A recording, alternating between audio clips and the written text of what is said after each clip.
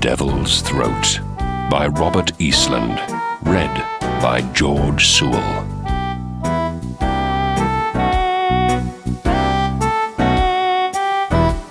On the night it happened, the vault of the Highwayman was filled with music, raucous, beery laughter, and a fine blue mist of cigarette smoke.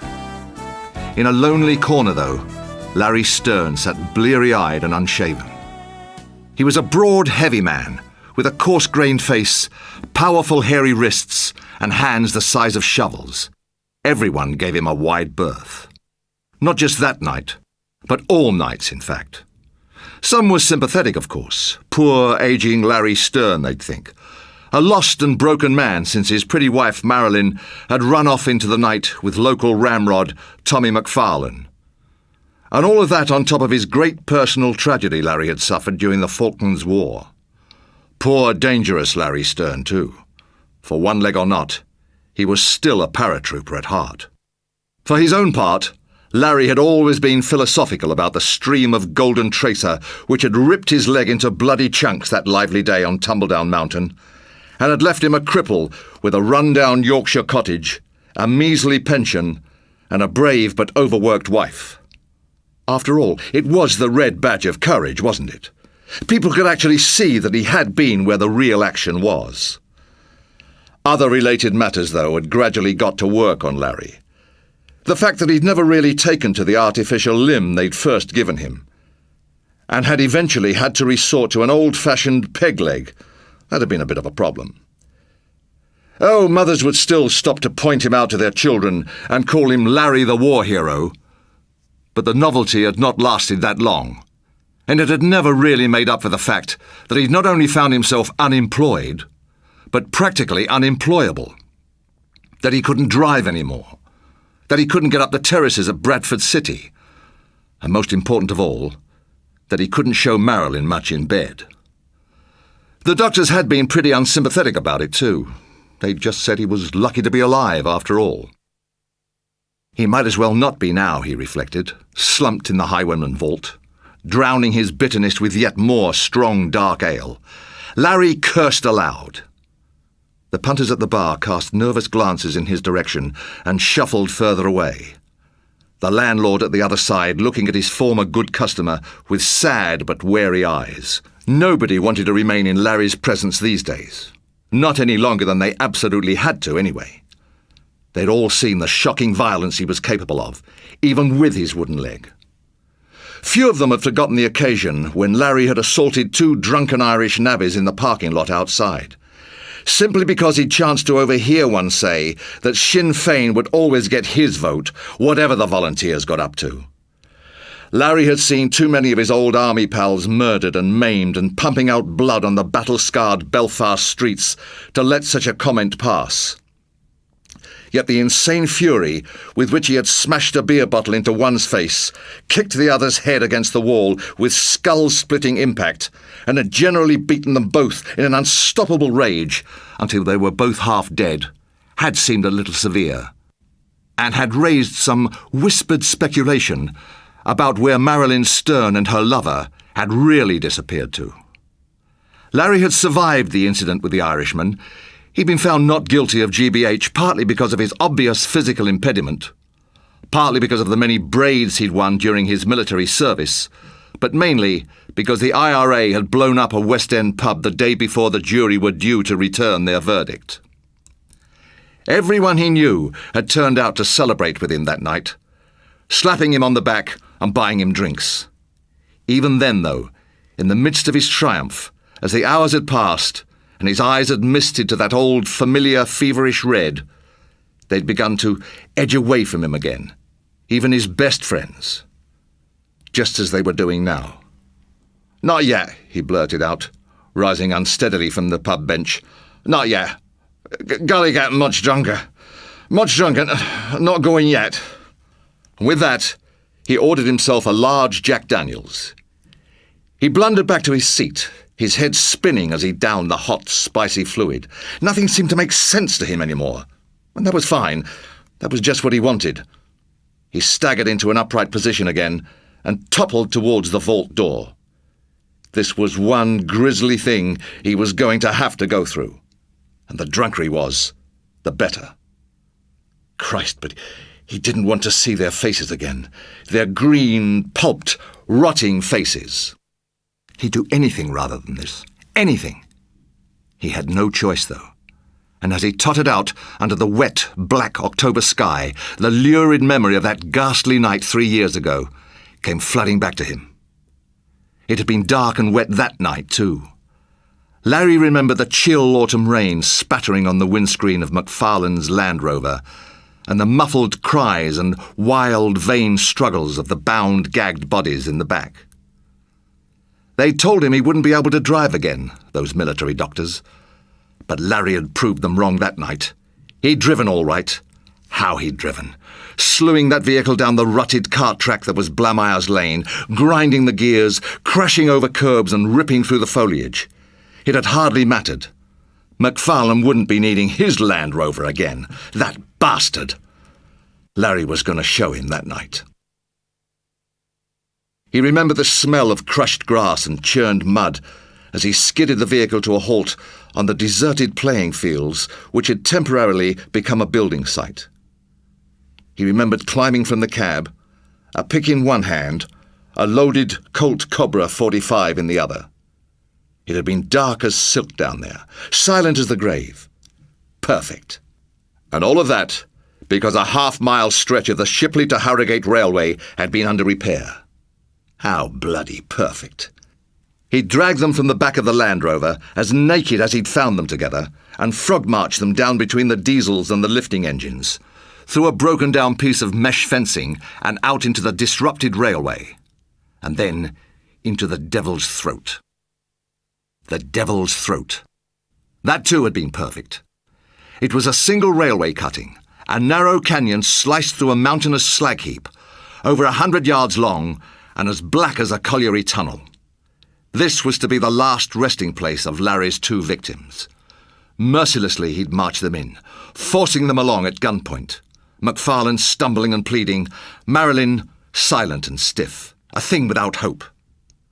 It was here where Larry had taken a last look at his wife, her flaxen locks plastered down in the rain, her firm brown body trussed up like a chicken and shivering in the cold. It was here where Larry had executed them both, where he placed the nozzle of his Colt Cobra between their eyes and given them a single slug each. The bodies had then been swiftly buried in the silt and gravel on the floor of the Devil's Throat, and Larry had hobbled back to the Land Rover. He'd not left, though, before he'd first marked the spot by chalking a tiny chalk cross on the aging brickwork at the side of the cutting. It had amused him, that had. A cross! Ha! A cross! It was more than treacherous scum like that deserved. Still, it had not been put there for their benefit, but for his. It could only be sensible to make sure that he at least knew where the evidence lay. Within the week, the Shipley to Harrogate Railway had been relaid over the unnamed graves, and as far as Larry Stern was concerned, the affair was over. It was not, however. The 2 murder victims could have lain undisturbed for 100 years, but apparently they were only going to be allowed to do so for 3. "They're ripping the bloody thing up again," roared Larry, hobbling painfully down Blamire's Lane. Now, it seemed, the Shipley to Harrogate Railway was to be lifted again and the Devil's Throat to be blasted. The old soldier adjusted the sack over his shoulder. A flashlight, a pick, a shovel, and a bundle of old ropes were inside it. "You bloody cow, Marilyn," he muttered. "Even dead you're a flaming bloody nuisance." When he finally arrived on the old playing fields, he struck out quickly towards the railway lines. A fine drizzle was falling, just as it had been 3 years ago. But the place was tranquil now and bathed in silvery moonlight, a smooth expanse of cropped turf. As he squelched his way across it, though, Larry knew full well that within a matter of days this quiet place would be a chaos of building materials again, and that was why he had to hurry. The great hump of the slag heap came looming up ahead of him, amorphous and featureless in the dark, and for the first time that night, the old soldier felt a sudden tingle of trepidation. Just for a second he held back, regarding the vast muddy shadow it made on the cloudy grey-black sky. Somewhere under there, Marilyn and her lover awaited him. A chill ran along his spine. "Sod it," he finally hissed, striking out again. The old mesh fence had never been properly repaired and hung from its cruciform structures in shreds for hundreds of yards along the side of the railway. Larry climbed through, scrambling down a steep pebble bank to the metal rails. It was not exactly easy going for a man with one leg, but he made off towards the cutting nevertheless, slipping and skidding on the damp sleepers, tripping on the ring bolts and swearing volubly. Before him, a veil of impenetrable blackness hung in the deep gorge that was the Devil's Throat. Even under the intense beam of his heavy-duty torch, the complete darkness seemed to advance to meet him rather than retreat. For a moment, it was a formless but solid object filling the old gully, a reaching, hungry thing. Again Larry hung back, momentarily stunned at the illusion. "Load of crap," he finally muttered, stumbling on into the canyon. His unkempt hair was already drenched, and rain splashed from his plastic waterproof onto his sodden jeans, gurgling inside the training shoe he wore on his sole surviving ankle. Such discomfort was no problem for Larry Stern, though. He'd spent too many winter nights bivvied up on the Brecon Mountains during training exercises, or laying face down in ditches out in the green-black hell that was Ulster's bandit country to be concerned about things like that. He huddled deeper into his Mac, hunched his shoulders forward, and pressed ever on into the passage. He feared nothing and nobody, he repeatedly told himself. Nothing and nobody. And suddenly, he received a terrible and sobering shock. Where the old Victorian masonry had clung to the deep sides of the railway cutting 3 years before, Larry's flashlight now showed only roots and crumbling soil. There were some bricks present, of course, but only in piles of rubble on the floor. The cross. The marker. How the hell was he going to find the marker now? Larry stood stock still, aghast, his spine crawling. Involuntarily, he began to shudder violently. All of a sudden, the black rain seemed unbearably cold and fell on him in blinding sheets. In a sudden panic, he began to struggle along the old railway line, plunging deeper into the canyon. Wildly, he scanned the corroding walls with his torch. Everywhere, though, it was the same story. That ancient greened brickwork had long since collapsed. Larry was far from defeated, though. He came rigidly to attention, determined to consider his options in a clear, organised and efficient manner. There could be no mad blundering through the dark here. There was no time for that. First of all, he had to try and remember how far into the passage he had originally marched Marilyn and her lover. Thinking about it, it couldn't have been a lot further than this. Perhaps his best bet was slowly to work his way backwards, examining every fallen brick if need be. He still had hours before daylight. He looked thoughtfully at the nearest heap of rubble and swept over it with his flashlight. And to his astonishment, he saw the white flicker of what looked like chalk on the topmost rock. Larry started, then bounded forwards, training the light downward. It hardly seemed possible, but there, right in front of him, was a hunk of brick marked with a tiny white cross. He could hardly believe it. Too stunned at his good fortune to even speak, and too overwhelmed with relief, Larry backtracked away into the very middle of the railway line and looked down at the mud below him. This was it. This was the very spot. They were buried right underneath him. And then something else attracted his attention. A shrill whistle in the near distance, then a faint hissing and the distinctive rattle of living metal, the sound of mighty wheels storming along stainless steel tracks. Larry looked sharply up and saw in the blackness far ahead of him a minute blot of light which was rapidly growing larger as it approached. Jesus God, he swore. It had never occurred to him that the line might still be operational. He had never dreamed that trains still passed through this cutting. He turned to fling himself to the side, but was roughly pulled backwards. He was caught on something. In a panic, he shone his torch down, and his eyes almost started from their sockets. 4 black arms, twisted and mottled like the dead branches of trees, and with hideous skeletal claws on the end of them, had pushed up through the mud and damp gravel between the sleepers, and were now wrapped around his leg, their steel fingers hooked into the denim.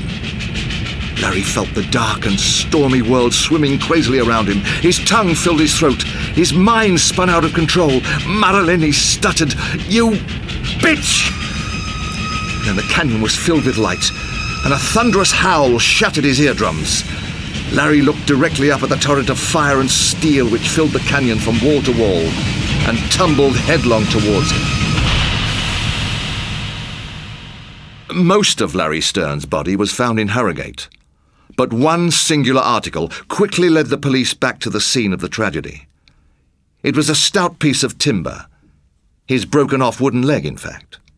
When they actually found it, it was standing upright, jammed between the points in the devil's throat.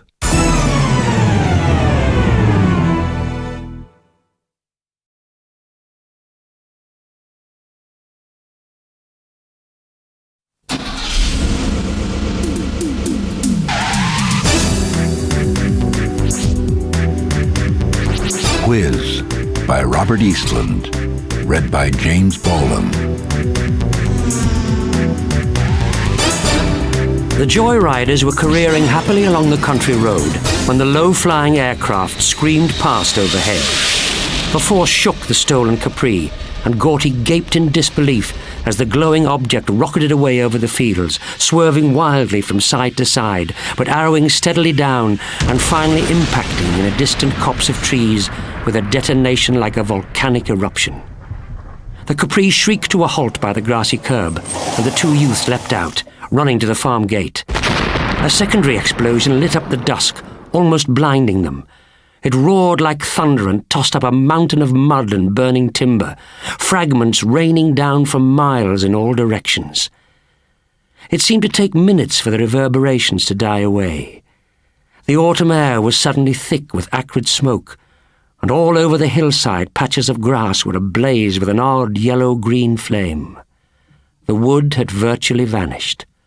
"Oh, shit," breathed Gorty after a second. He hurriedly took the wrap from his jeans pocket and popped another couple of pills. "Oh, man, you see that? A meteor. I'm telling you, a meteor."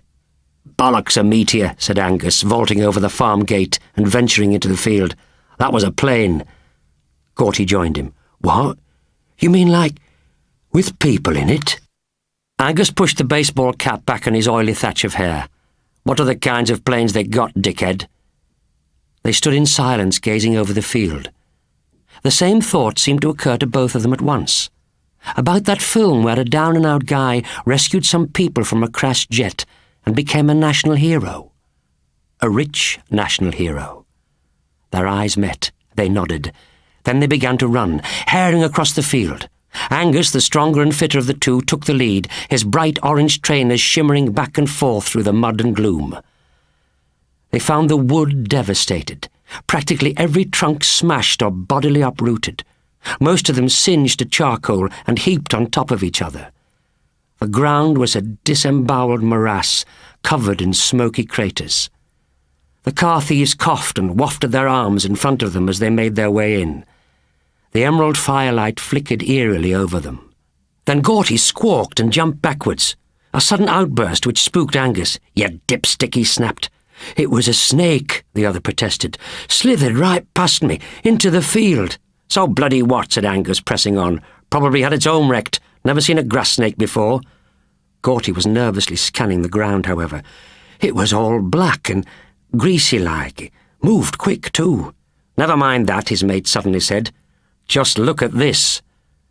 The smoke had opened in front of them like curtains to reveal the pulverized remnants of the aircraft, a gigantic hunk of blackened scrap metal still glowing around its edges, but mashed and scrunched and twisted beyond recognition, and belching out searing fumes. It was half buried in the ground. Trees and branches littered all over it, all either smouldering or burning. The two lads could only gaze in disbelief. "No one could have survived in that," said Gorty after a moment. "Hardly surprising," Angus replied. "Must have been doing 1,000 miles an hour when it hit. Easy." "What kind of a plane does that?" asked the other after a moment. Angus shook his head. He didn't know much about aeroplanes as it was, but there was nothing at all he recognised here. Curved, razor-edged fins were visible, one still attached, another embedded in a tree trunk. There was no trace of any wings, but masses of tentacle-thick cables dangled like ripped innards through the many rents in the bodywork, most still sparking and jumping. "Don't reckon it's one of them UFOs, do you?" Gorty suddenly wondered, the eyes wide in his sooty face. Angus shrugged and turned sharply. Far in the distance he could hear the wail of approaching sirens. "Quick," he hissed, charging back out into the field. "Coppers! If they find that knocker, we've had it." Minutes later they were back in the Ford Capri, panting for breath but gibbering with laughter. "Let's see if they bother coming after us now," crowed Gorty, as Angus hot-wired the engine again and jammed his foot down. The Capri leapt away from the curb just as the first police car came screeching around the bend in the road. By the cacophony of sirens behind it, and myriad of blue lights flashing through the hedgerows, a whole army of emergency vehicles was in immediate support. If the officers even noticed the stolen Capri, though, now roaring away up the country lane, a trail of dust behind it, they didn't react. Gorty looked in the rear-view mirror and saw their silhouettes clambering over the farm gate. "Pity there wasn't no one there to save," he said. He popped another pill and gave one to Angus, who slammed it into his mouth with a chuckle. "Doesn't matter. The more dead the better. Keep 'em busy for ages, that. Let's have some fun." He pulled a handbrake turn at the next sharp bend, then hit a stretch of open road, flooring the accelerator. Gorty whooped drunkenly as the car bounced over a pothole, then landed hard, and with a squeal of blistered tyres, tore off into the night. Trees and hedgerows flickered past them. The benighted countryside was soon an obsidian blur. "Oh, man," screamed Gorty as the speedometer rode steadily up through the 90-plus mark. "This is living." Angus began to howl like a wolf. They'd already had some fun in this particular motor, but it was an old model, and up until now he hadn't been able to get it past 80. Not far ahead, framed in a blaze of sodium streetlights, a crossroads came hurtling towards them. Angus gave a warning, "Whoa!" then hit the brakes hard. But nothing happened. And the engine was still revving, apparently at maximum velocity, even though Angus had taken his foot clean off the gas. At first the young hoodlum thought it was the drugs in his system playing up. He pedalled the brake wildly, but still the car surged on, the engine grinding. Gorty didn't notice and continued to laugh crazily. They flew over the crossroads at terrifying speed, plunging down an unlit lane. Angus was still slamming his foot down on the brake as hard as he could and eyeing the speedometer with incredulity. The needle was now touching 110. What the hell? What the bloody hell? The headlights picked out a sharp bend ahead, and he had to drag the steering wheel over to get round it. The car never even slowed, however, its tyres shrieking. Gorty's head was thrown hard against the passenger window, spider-webbing it with cracks and knocking him out of his reverie. He cried out sharply at the pain. I can't control it," jabbered Angus. "Oh, Christ! What the hell's wrong with it?" They hit another open stretch and accelerated again. The world now zipped past invisibly. All that existed was the twisting, turning strip of blacktop in front, and they were eating it up. "Slow down," Gorty began to shout, trying to grab the wheel, but Angus fought him off. "I'm trying to, you prat. Look, I'm not even driving it." Gorty gazed in disbelief at the bright orange feet, both frantically pumping the brake. "It's doing it itself," Angus screamed, his voice now hysterical. He yanked the handbrake on, but it did nothing, and now another wide curve in the road was approaching, the zigzag black and white signs sweeping towards them. Gorty buried his head in his hands while Angus wrenched the wheel over again. The Capri took the bend practically on two wheels, its motor howling. Beyond that, a straight road led down to a major dual carriageway. The car literally bulleted out into it, sending other vehicles spinning out of its way.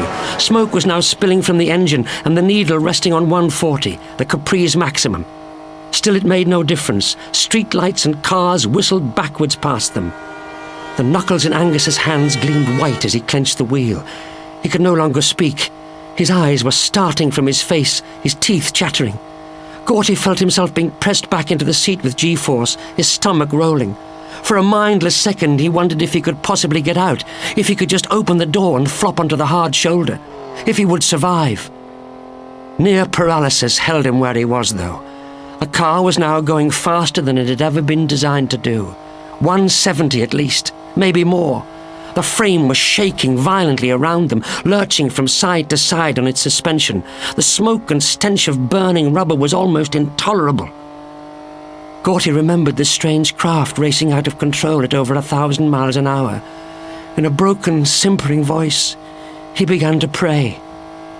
Behind them, other vehicles were careering back and forth all over the road, and a police traffic patrol was coming up in hot pursuit, sirens blaring, but still a good way behind.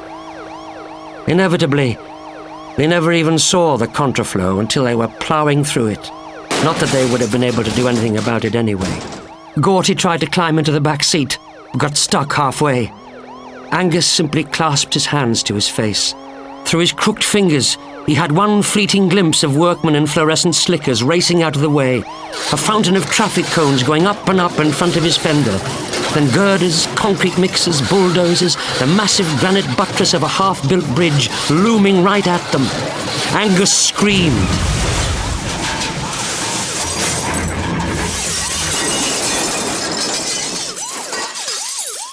By the time the traffic patrol pulled up beside the scattered wreckage, a tribe of workmen was standing about in it, talking together in hushed disbelief. As the cop climbed out, the foreman came up to him, pale face under his bright yellow helmet. Together they picked their way for yards through the smouldering debris towards the car's main chassis.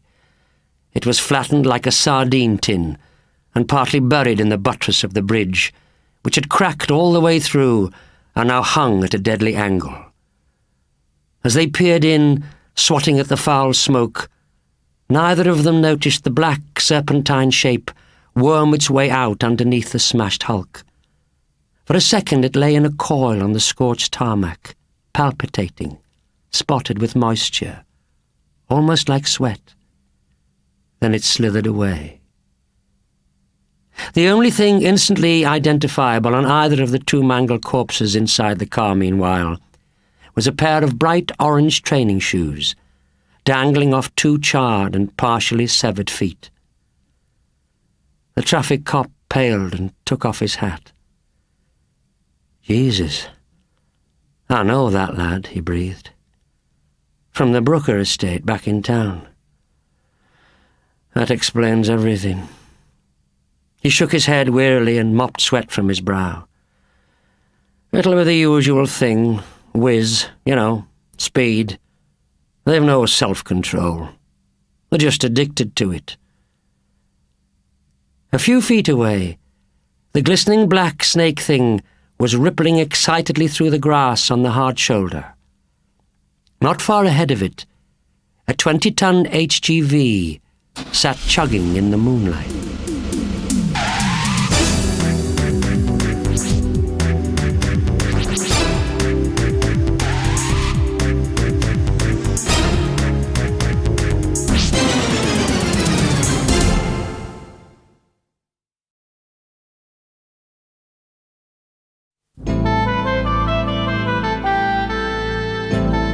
Somebody in the Garden by Robert Eastland, read by Jon Pertwee.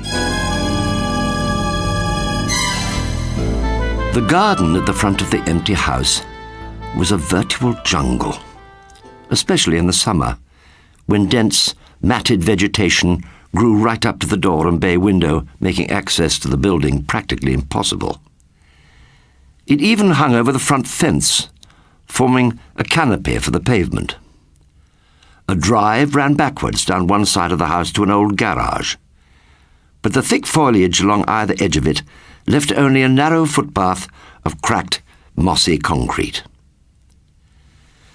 John Soames, who lived opposite, thought it was a sight, and that it badly let down their neat little road of detached houses. "It would have helped," he said over his paper one evening to his wife Iris, "if that friend Molly of yours had had the good grace to leave the blasted house in her will to someone." "Oh, why's that, dear?" said Iris, happy with her knitting. John shook his head and went back to his paper. Iris was getting just a wee bit scatty these days.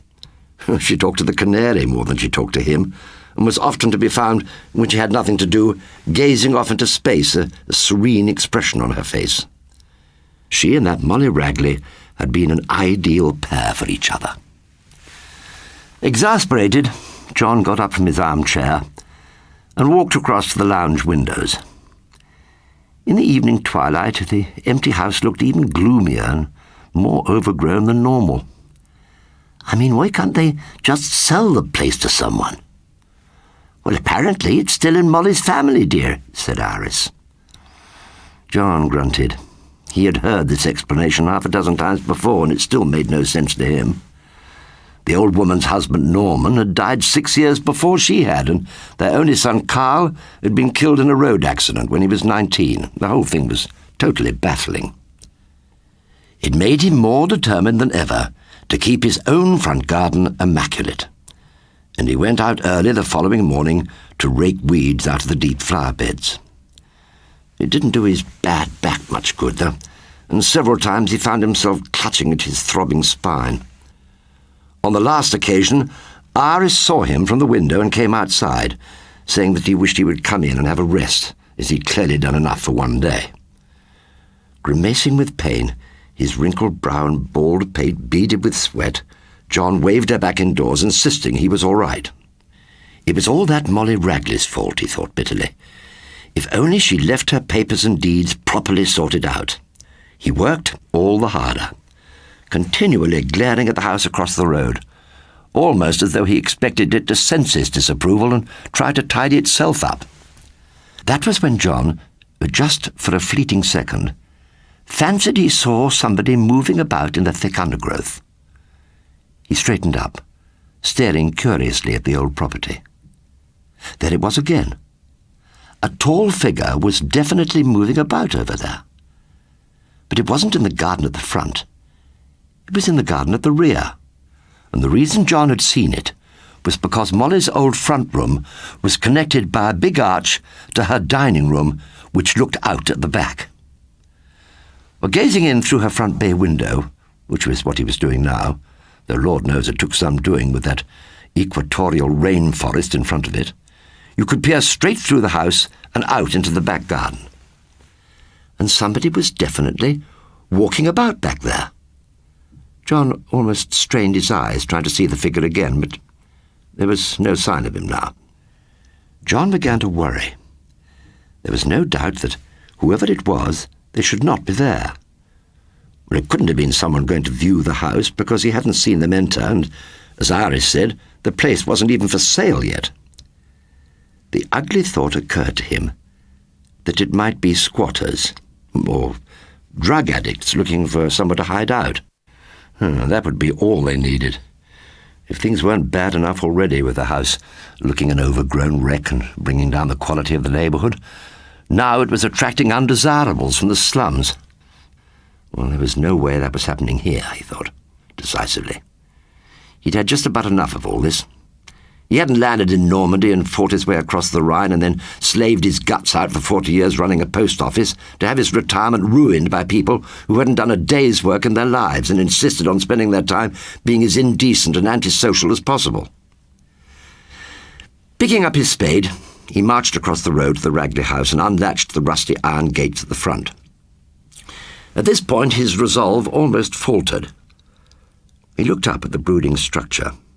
Its red brick walls were badly stained, its drain pipes loose and broken, but for all that it was hard to imagine that Molly Ragley was no longer living there. She'd certainly had a presence, that dotty old woman. Her husband and son had known who the boss was. She had a real hold over them.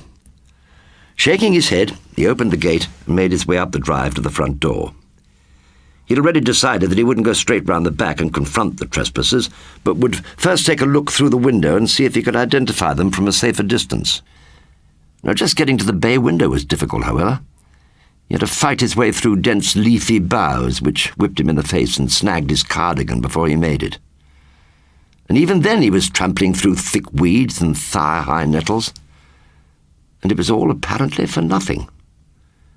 When he finally looked in, he could see quite clearly through the gloomy cave of the lounge and the dining room beyond it out into the back garden, but there was no sign of movement. Moments passed. All John could identify was some greenery and the distant back wall. Nobody seemed to be walking around. Perhaps there was a back gate. John had to admit that he wasn't really sure. He'd known Norman Ragley quite well, but not as well as Iris had known Molly, certainly not well enough to invite himself over and view the back garden. The only thing for it was to wander round and investigate. Bravely, he hacked his way back through the foliage with his spade, and then crept down the drive towards the garage. There was a lattice-work fence beside it with a gate in the middle.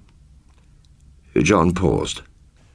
Nothing was visible beyond the fence because of climbing rose bushes on the other side of it. And so he listened. But he didn't hear a thing. He waited for a second, his heart thumping, and then lifted the latch and entered. What he saw quite simply staggered him. It was not the fact that there was nobody there. That became apparent immediately. But it was the state of the garden itself. While the front was a straggling mass of weeds and thorns which made no one enter, man or beast, the rear could have been designed and created by Capability Brown. The lawns were smooth as silk and bordered by glorious flower beds. The three walls enclosing it all were covered in lush ivy and big red flowers. It was immaculately kept, not a plant or a stone out of place, not a single weed was in sight, nor a leaf strewn on the grass. For minutes, John wandered about the garden in a dream. The mellow sun and gentle twittering of birds made it at once restful and relaxing. And yet he was too perplexed to fully appreciate it. It put his own paltry lawn and vegetable patch to shame. But that was understandable, because whoever kept a garden up to this standard must be tending it 7 days a week. Perhaps the person he'd seen walking around was the gardener. But why? Why spend so much loving care on this neglected place, and for whom? And where had he just vanished to? John glanced suddenly over his shoulder, half expecting to see the gardener standing behind him. There was nobody there. The windows at the back of the house were just like those at the front, empty, blind apertures. John tried to get into the shed, but found it locked, and then patrolled the walls to see if perhaps the ivy was hiding some door.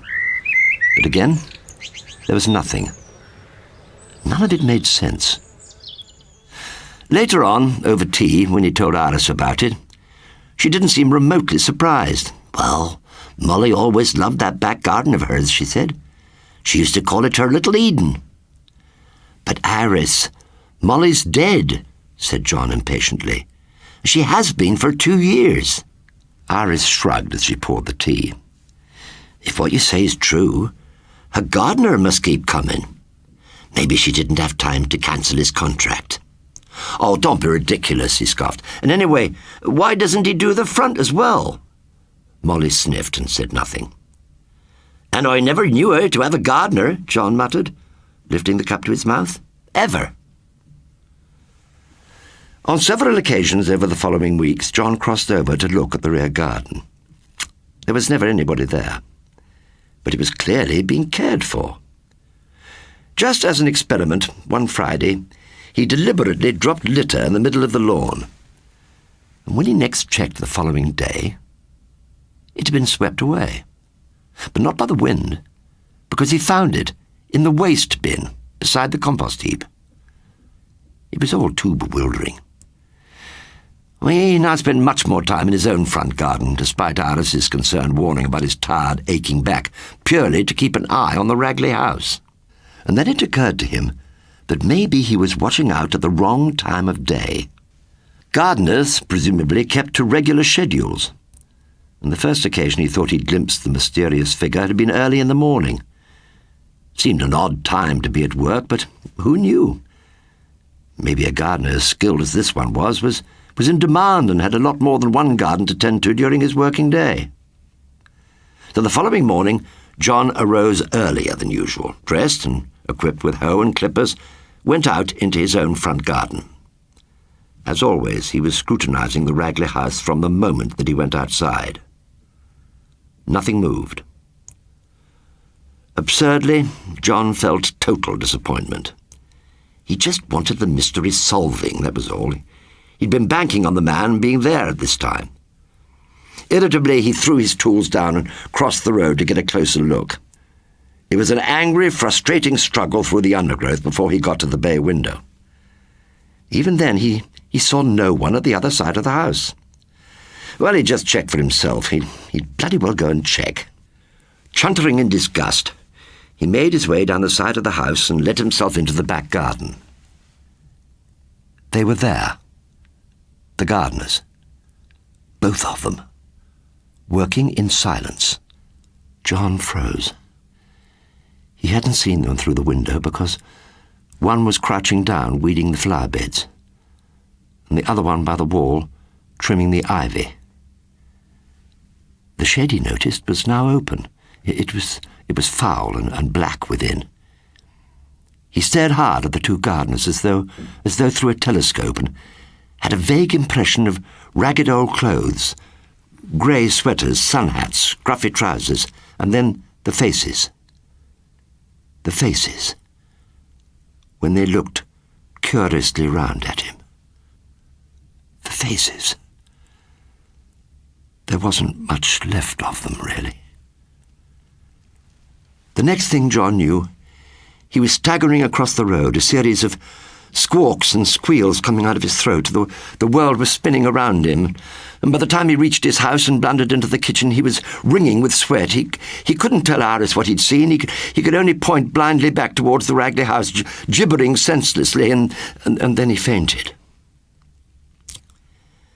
When he came round again, Jon was lying in a bed with a thermometer in his mouth. By the twilight outside the window, he could tell that it was mid-evening. Somewhere close by he could hear a metallic clicking noise which he couldn't quite place. He lay there, confused for a moment, and then the horror came flooding back to him, and he seized the bedsheets. At that point, Iris came jauntily in and beamed to see him awake. She had a glass of water and some tablets for him, she said. He stammered out something which even he knew was meaningless drivel, but she only told him to relax, not to excite himself. It was the house and the gardeners, he told her. The house and the gardeners. Now, Jon, please, she said sternly. It's all right. I've been over there to see what happened, and it's all right. Oh, all right, he repeated in disbelief. Did you not see? Did you not see?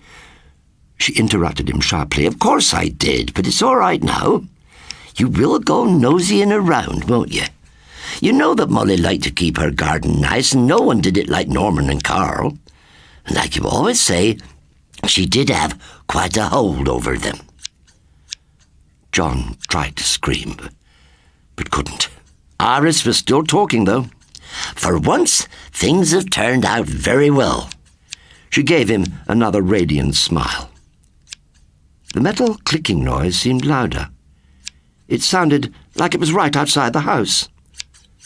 Apparently, Molly arranged it so that they only worked early mornings, she went on. Mainly because she didn't want them seen during the day. Understandable, I suppose. But, well, that doesn't mean they couldn't do a bit in the evenings, does it? She leaned over and rubbed her nose against his. Or two such nice men. My Abby-Dubby's not going to have to suffer with his poor old back anymore. That was when Jon realized what the clicking sound was. Hoe and hedge clippers. Somebody, it seemed, was working in the garden. And this time, he did manage to scream.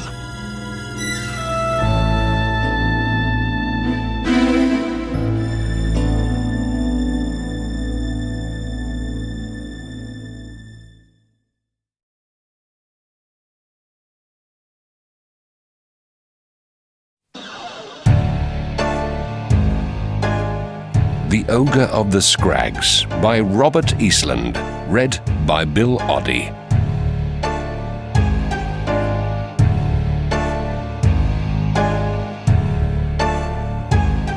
The two young brothers from the council estate literally belted along on their mountain bikes. It was a Saturday morning. The sun was out, they had grub and pop in their school rucksacks, and all they needed now was Jukesy.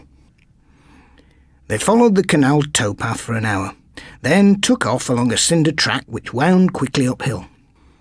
Town was already a smoky smudge in the valley behind them. They travelled past the old reservoir, then along a narrow lane through freshly ploughed farmland. A flock of ravens took off from the furrows as the two lads scooted past. The pit cottages came next, a terraced row surrounded by allotments, and finally the little footpath snaking off through overgrown wasteland towards the Scraggs. They didn't know the Scraggs so well. Few kids from that part of town did, but they'd all heard about it. They'd all heard quite a lot. That was why they needed Jukesy. He'd been living up this way all his life, and reckoned he knew the Scraggs like the back of his hand. He was a year above Gavin, the elder of the two brothers, and 3 above Timmy, so they automatically assumed that he knew what he was talking about. At school, when he'd told them that no one was advised to go scrambling on the Scraggs without his guidance, they were certain that he was right. One thing was for sure. All the mums and dads they knew wanted their kids to stay away from the place. Far too dangerous for messing about on, they'd say. None of them ever elaborated on this, though, so the sense of mystery was enhanced. It made lads like Gavin and Timmy, who shared a bedroom and could look out of its window into an overgrown yard with broken-down fences and an alley strewn with rubbish, want to go and explore even more. It made the Scraggs, 30 acres of barren slag heaps left behind after the demolition of the old coal wash, seem like the Everglades or the Australian outback. As a battlefield or an alien planet, it had no equal, and its scrambling tracks were supposed to be the best ever. But then there was the legend of the Ogre. Young Timmy wasn't too keen on that, but Gavin told him it was piffle. It was just something made up by parents to keep lads off the Scraggs. He was sure Jukesy would put them straight. The Scraggs were surrounded by private fields and could only be reached by an old railway cutting, now devoid of rails and sleepers, and used as a bridle path. This was where Jukesy was waiting for them. The cutting was so deep in weeds that they had to wheel their bikes along it. Jukesy, who appeared at the top of the embankment, was scornful of this. He laughed as he cruised down to them on his own bike, easily handling the rubble and undergrowth. Embarrassed, they both mounted up. Their friend wasn't so amused by the time he got down to them, however. He looked past them, perplexed. "Well, where are the birds?" he asked. He was lean and tall, with wolfish good looks, and he had the power to make other youngsters uncomfortable with an expression. Gavin shrugged, red-faced. Our sis wouldn't come," Timmy piped up. She said it was kid stuff, and without her mate wouldn't come either." Jukesy snorted with irritation. "So, I'm stuck on the Scraggs with you two all day then, am I?" What's wrong?" Timmy asked. But Jukesy ignored him, and Gavin told him to keep quiet. Without another word, the older boy pedalled strongly off along the bridle path, leaving the other two to struggle along after him.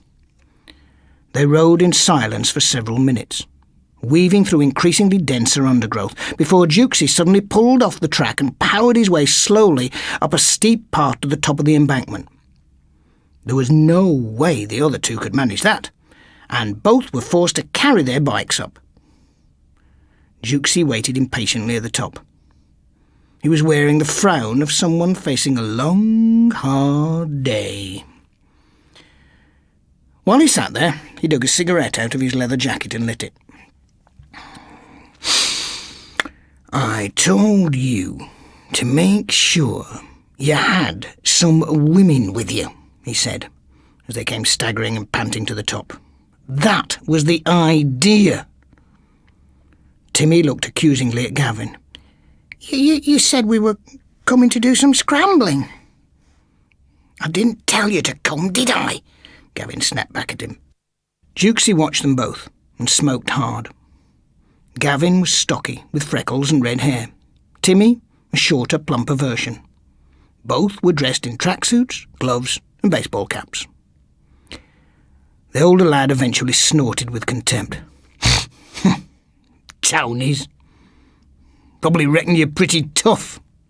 I tell you, you wouldn't last 5 minutes up here without me." Neither replied. Timmy was still scowling at Gavin, who was too embarrassed to say anything. Jukesy finished his cigarette, then, without another word, turned about and pedalled quickly away. For the first time they noticed the bleak, savage wonderland of the Scraggs, stretching out before them. Eagerly they set off into it. In all directions, great hummocks of slag and clinker rolled off to the far horizon, usually with deep gullies between them, full of scrub and stunted trees. Here and there, often at the foot of precarious, crumbling cliffs, stretches of eerie yellow water rippled and stank. Jukesy said they were called flashes. They were supposed to be bottomless, and they were almost certainly poisonous to drink. For several minutes they cycled along rough scrambling routes, often skidding on the loose, broken surface or plunging sharply down steep inclines. Beyond every ridge they found another. Nothing pleasant-looking seemed to grow there, however. There was no sign of any wildlife. Even the birds didn't sing. In fact, the silence quickly grew oppressive, and Gavin found it amazing that a place could exist so close to town where a bunch of lads could ride around on their bikes for hours and never see a living soul. Clearly some people had been around. Wasted building materials like concrete slabs, rusty barbed wire or gigantic sections of sewer pipes were littered along some of the valley bottoms, and all were covered in spray-on graffiti. There was nobody there at the moment, though. Gavin wasn't surprised. Jukesy eventually pulled off on one of the higher tracks, skidded to a halt and lit up another cigarette. The other two lads braked gratefully behind him. For a few moments, there was complete silence.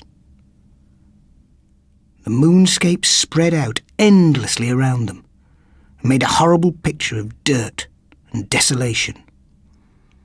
There was a reek of sulphur in the air, and both Gavin and Timmy's trainers were already thickly caked in clay, their tracksuit pants heavily spattered.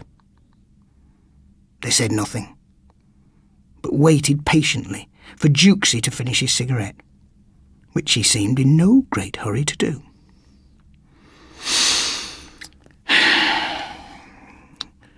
"Bet you've never ridden tracks like this before, eh?" he finally said. Gavin grunted, not wanting to give it away that he found the place a bit too lonely.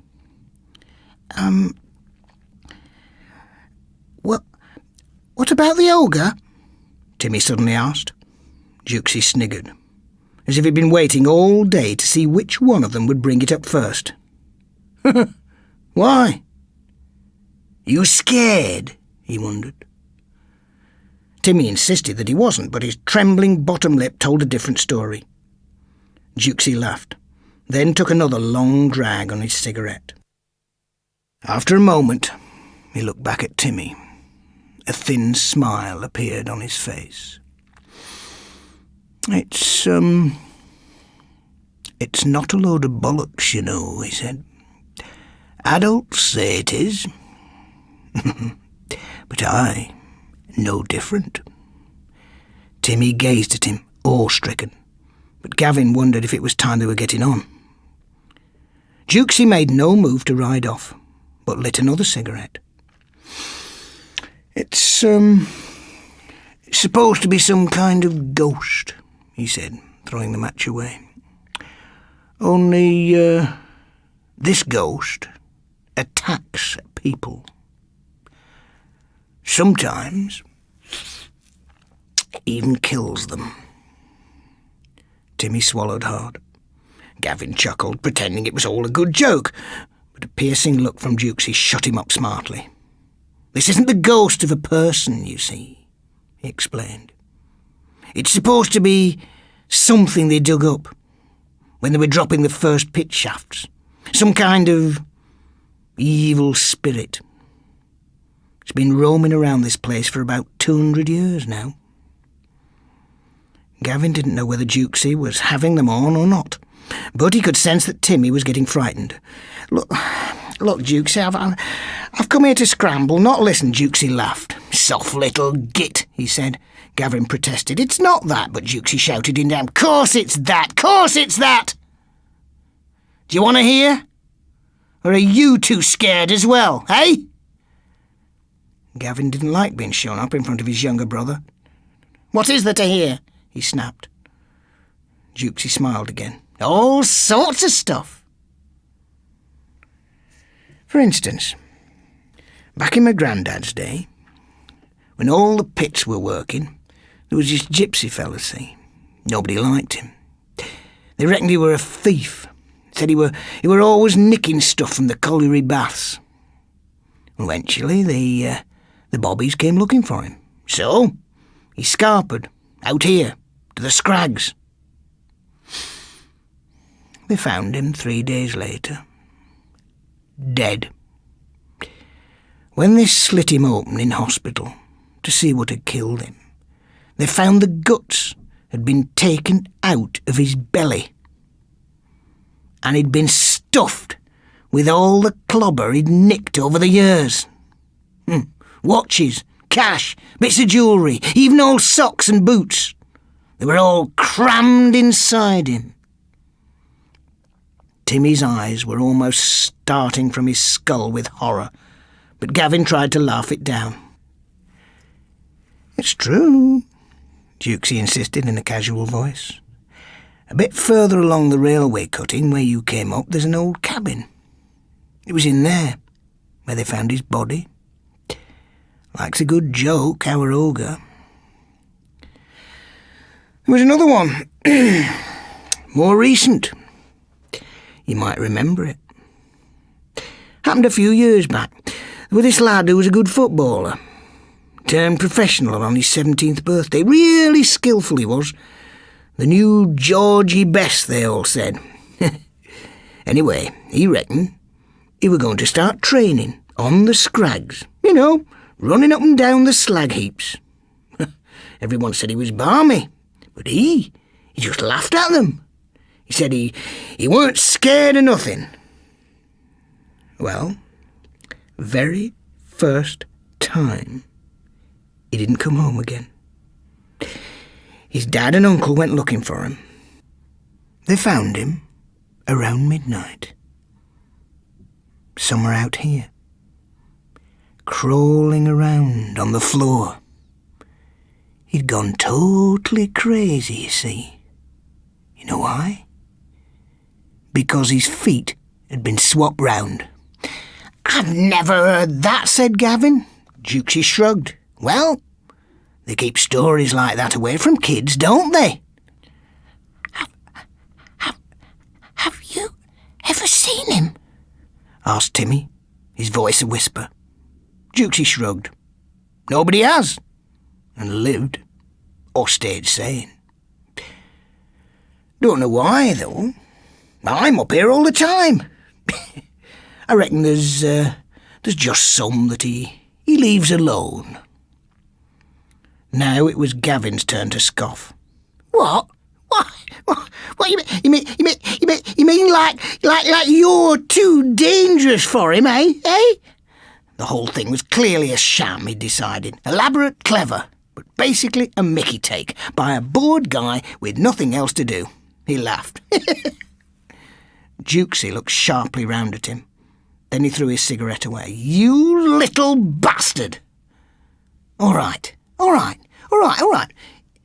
If that's what you think, well then, let's just see how you do on your bloody own.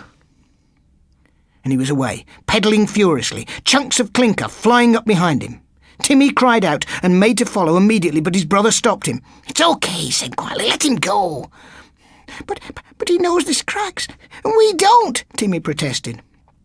Gavin assured him they'd be all right, however.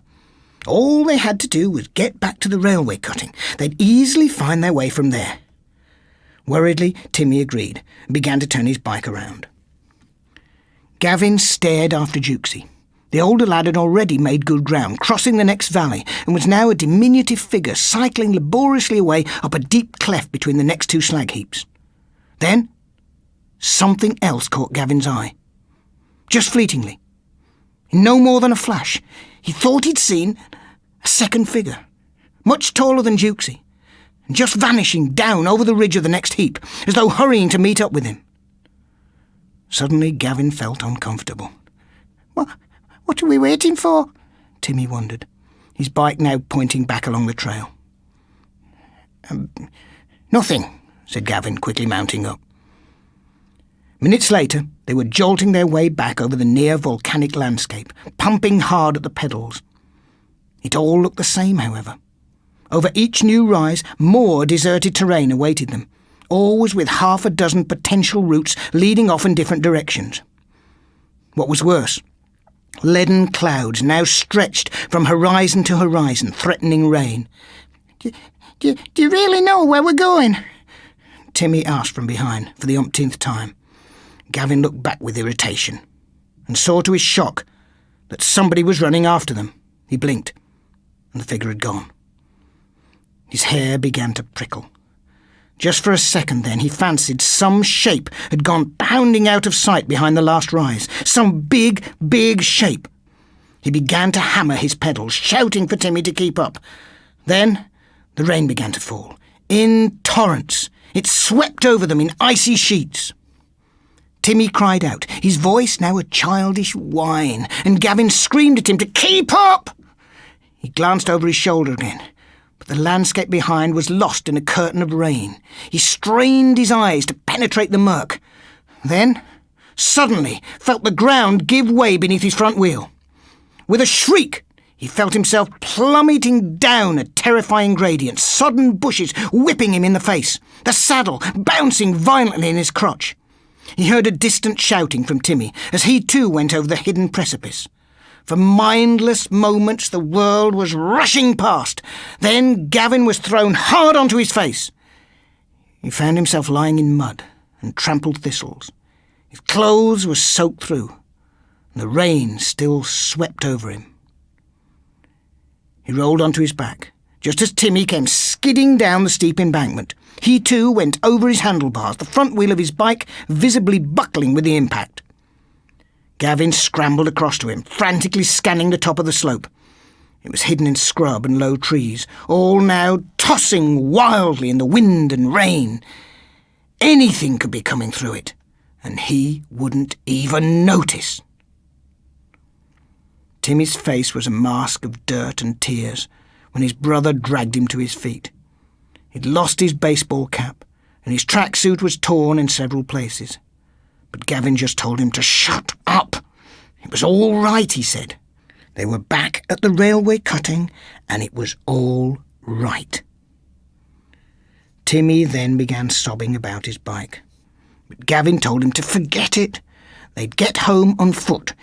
He began to push his younger brother along the canyon, which was deep in tangled thorns. The rain was still washing over them, and for a minute it really was like some jungle adventure. Then the ugliness of reality came hurtling back, for there was a sudden violent thrashing in the vegetation behind them, as though some huge object was coming through, at terrible speed. A bizarre, non-human squawk accompanied it. "Run!" Gavin screamed, and he charged headlong. Timmy followed. For seconds they blundered through, ripping clothes and flesh alike, constantly falling on stones or into deep puddles. Suddenly Timmy grabbed Gavin's shoulder and pointed with shaking finger to the foot of the embankment, where a small red-brick cabin was half buried in dense foliage. Its windows and doors had long been smashed in, and its roof was a sagging mess of old tar paper. But it was a shelter of a sort, and a possible hiding place. Gavin nodded, and they scrambled over to it, ducking straight inside. It was damp and dripping in there, and deep in nettles. None of that seemed to matter now, though.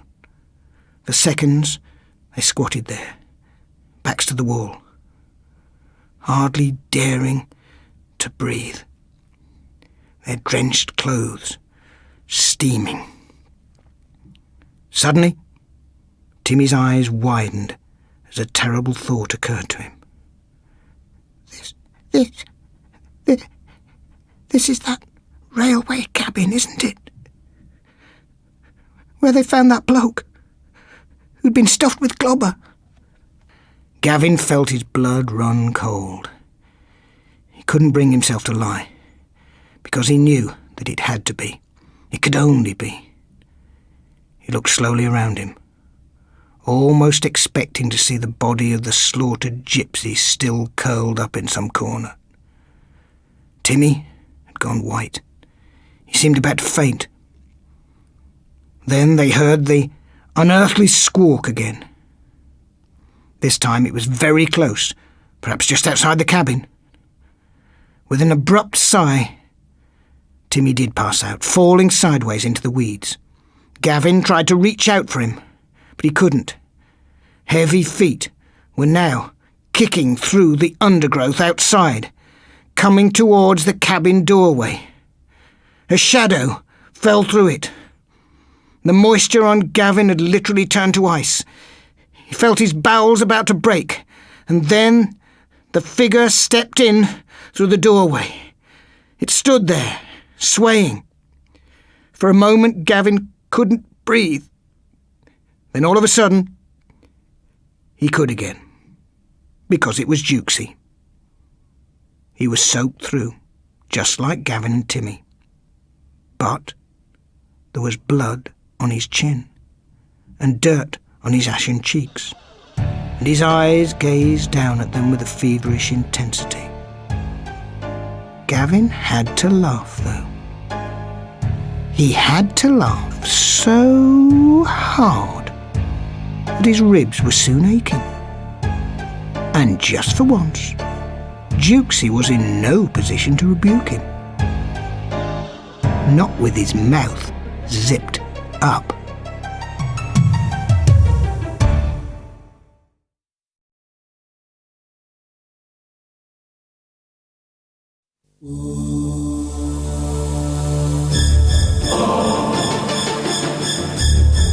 A Lesson Never Learned by Paul Finch.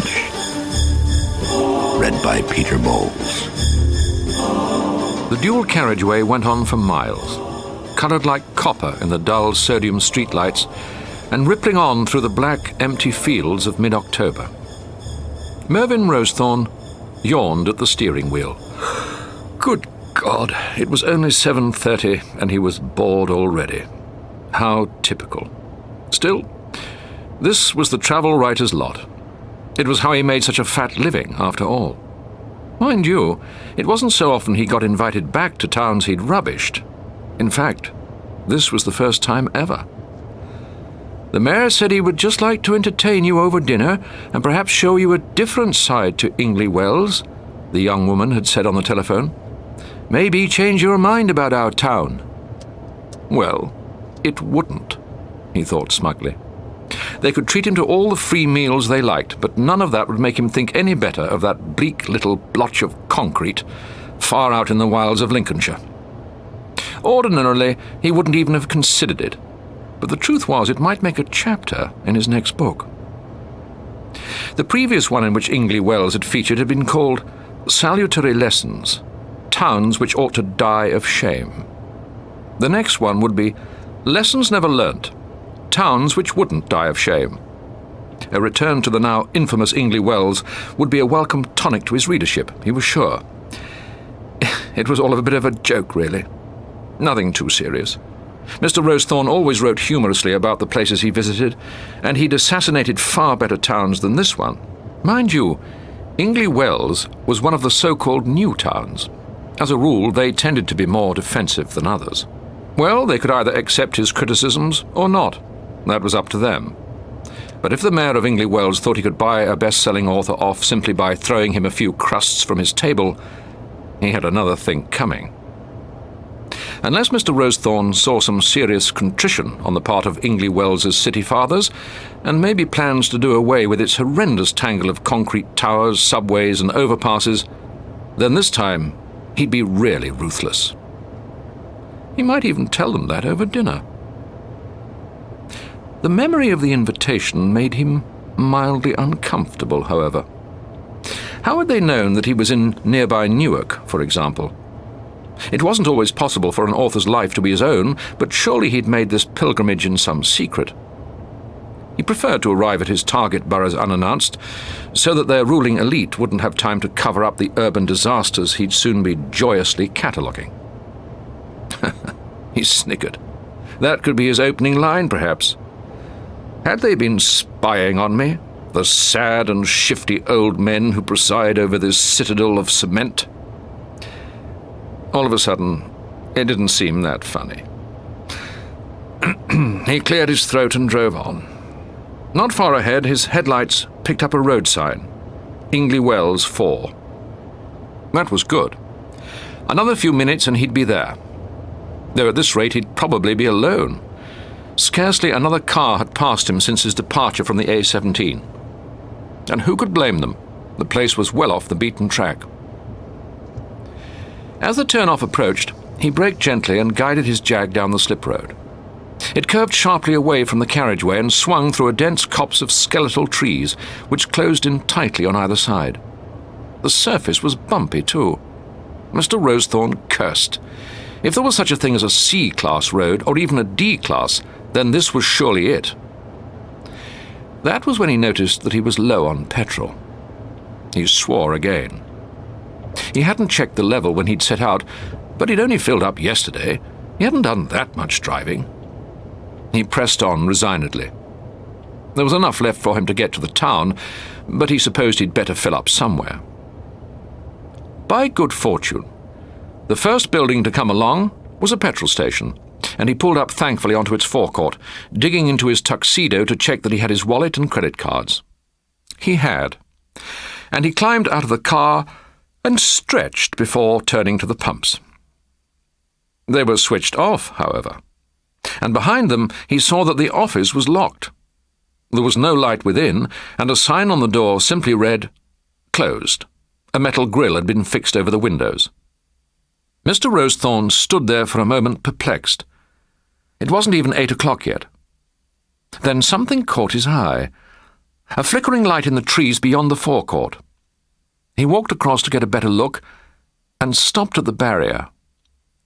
Through the naked branches, on some open ground, he saw several figures holding burning torches, apparently preparing a huge bonfire which they had not yet lit. Mr. Rosethorn watched them carefully. At first, he thought they were children, but it soon became obvious they weren't. They were all far too big and cumbersome. They were building up the fire with armfuls of junk from cardboard boxes. But no, it wasn't junk. It was... Mr. Rosethorn felt a mild jolt. It was books. Piles and piles of books.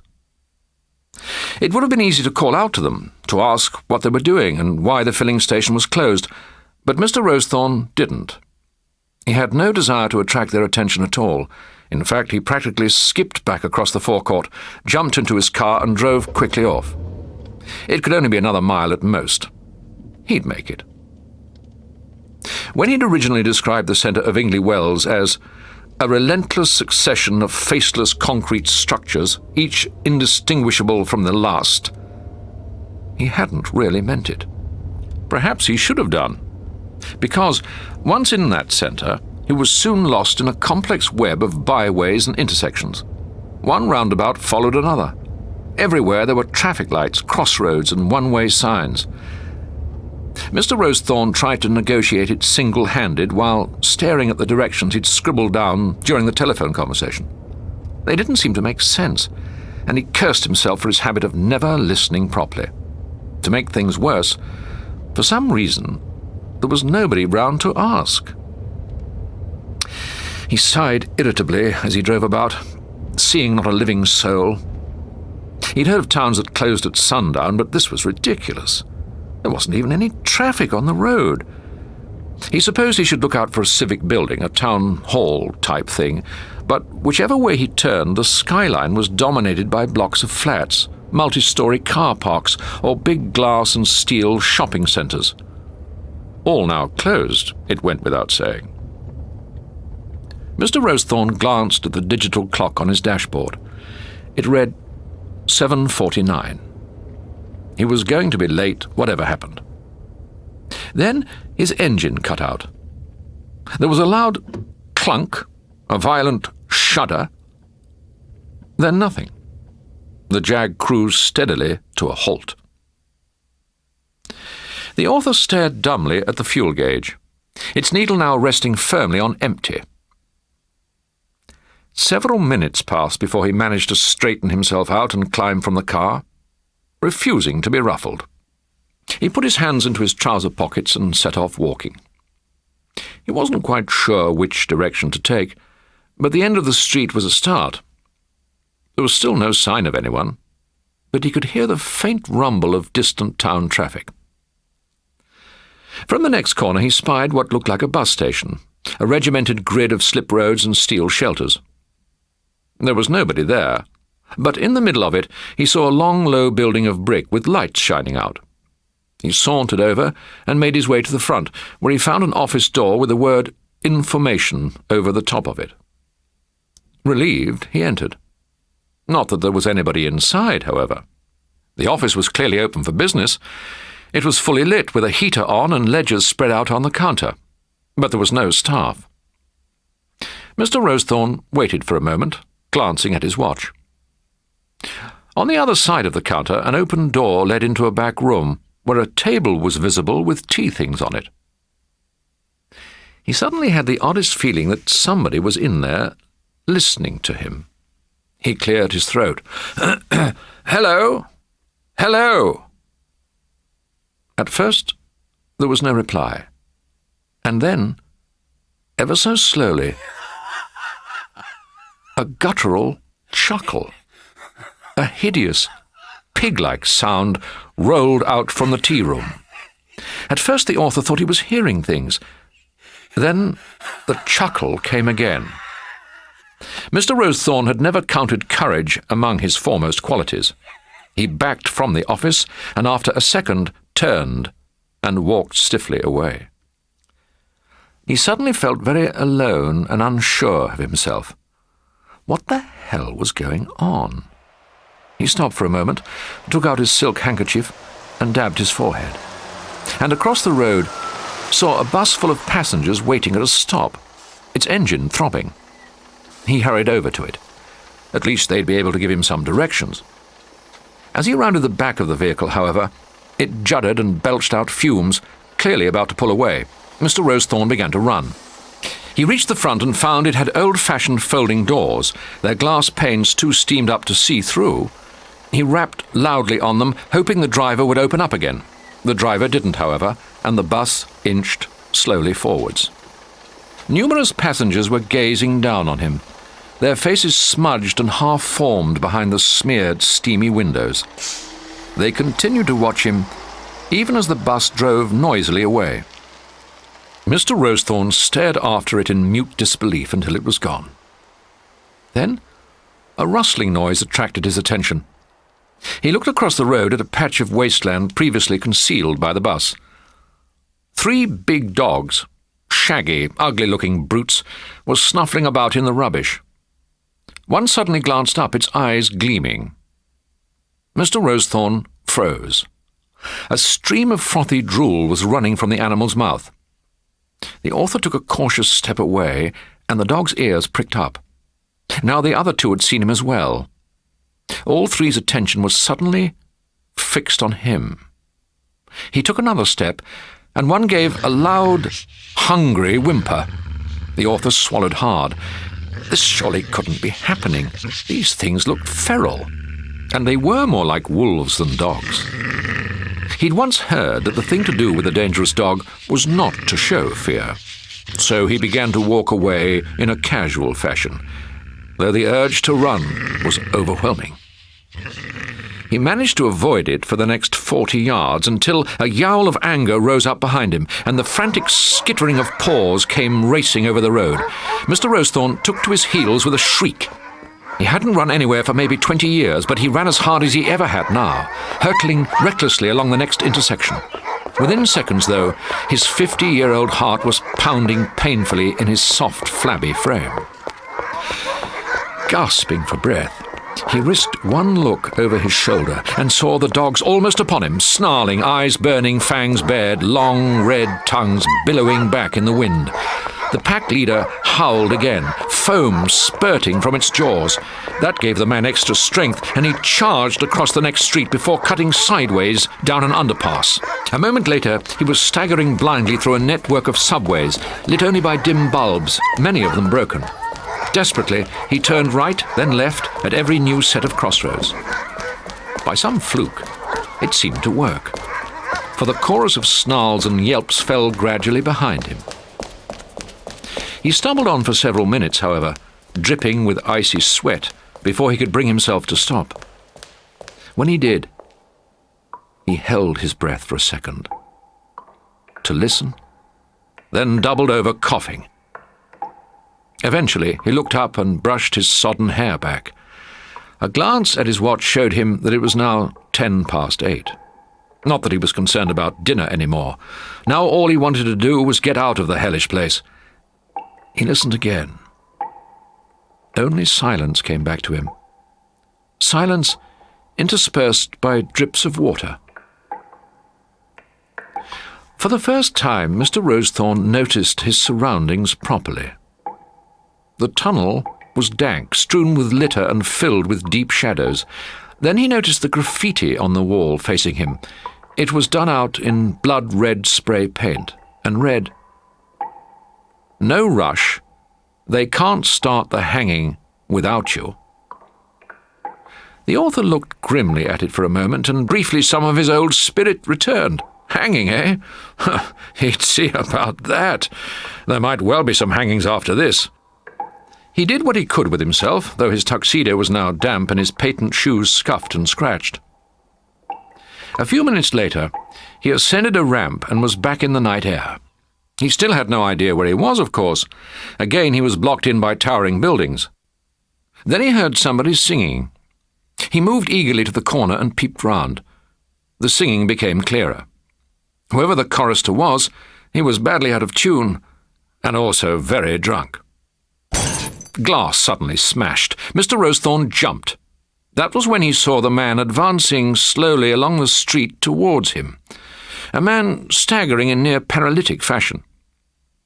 The author felt his hair prickle. The drunk was tall, maybe 6'7", and of Herculean build. What was more, with every parked car he came to, he would lash out a heavy boot and smash off its wing mirror. He was still singing wildly in a thickly slurred voice, but the closer he drew, the more distinct the words. It was something about revenge. Mr. Rosethorn backed around the corner, in the throes of a new panic attack. Fresh sweat broke out on his forehead. His tired heart began again to bang on his ribs. There was another explosion of glass and metal, this one quite close, and the author lurched away, walking as quickly as his weary legs would take him. Almost immediately, though, he was saved. For the first building he came to was the Ingley Wells police station. Again, it was a massive concrete edifice, but there was an open door on its first corner with a blue lamp over it. Thanking God, he stumbled inside. And couldn't get past the internal door. It seemed to be held fast. With a cry of anguish, he began to hammer on its glass panel. The singing man sounded closer. The author knocked again as loudly as he could. Still there was no response. Through the glass, he could see the reception area and front desk. Both were empty and unmanned. Then he realized his mistake. It was locked for a security measure. Right beside him there was an electronic buzzer. Laughing hysterically, he pressed the button. Still nobody appeared. Mr. Rosethorn began to panic. He slammed his hand on the buzzer repeatedly. Still no one came. Then he made an incredible discovery. As he thrust his face up against the panel and peered into the building, he noticed that behind the desk there was a glass partition, and beyond that a small office. In that office he could clearly see the back of somebody's head. They were sitting in front of a portable TV, and they were watching a football match. He rammed the button home again and again, but it brought no response from them. The drunk was now only yards away, his bass chords ringing in Mr. Rosethorn's ears. With a final screech of despair, the author tore himself away, dashed outside, and without even glancing at the lowering shadow of the man, ran for his life down the side of the building. Again, he regretted it, for it led him into a car park with apparently only one avenue of escape, a narrow red-brick passage with a single street light at its far end.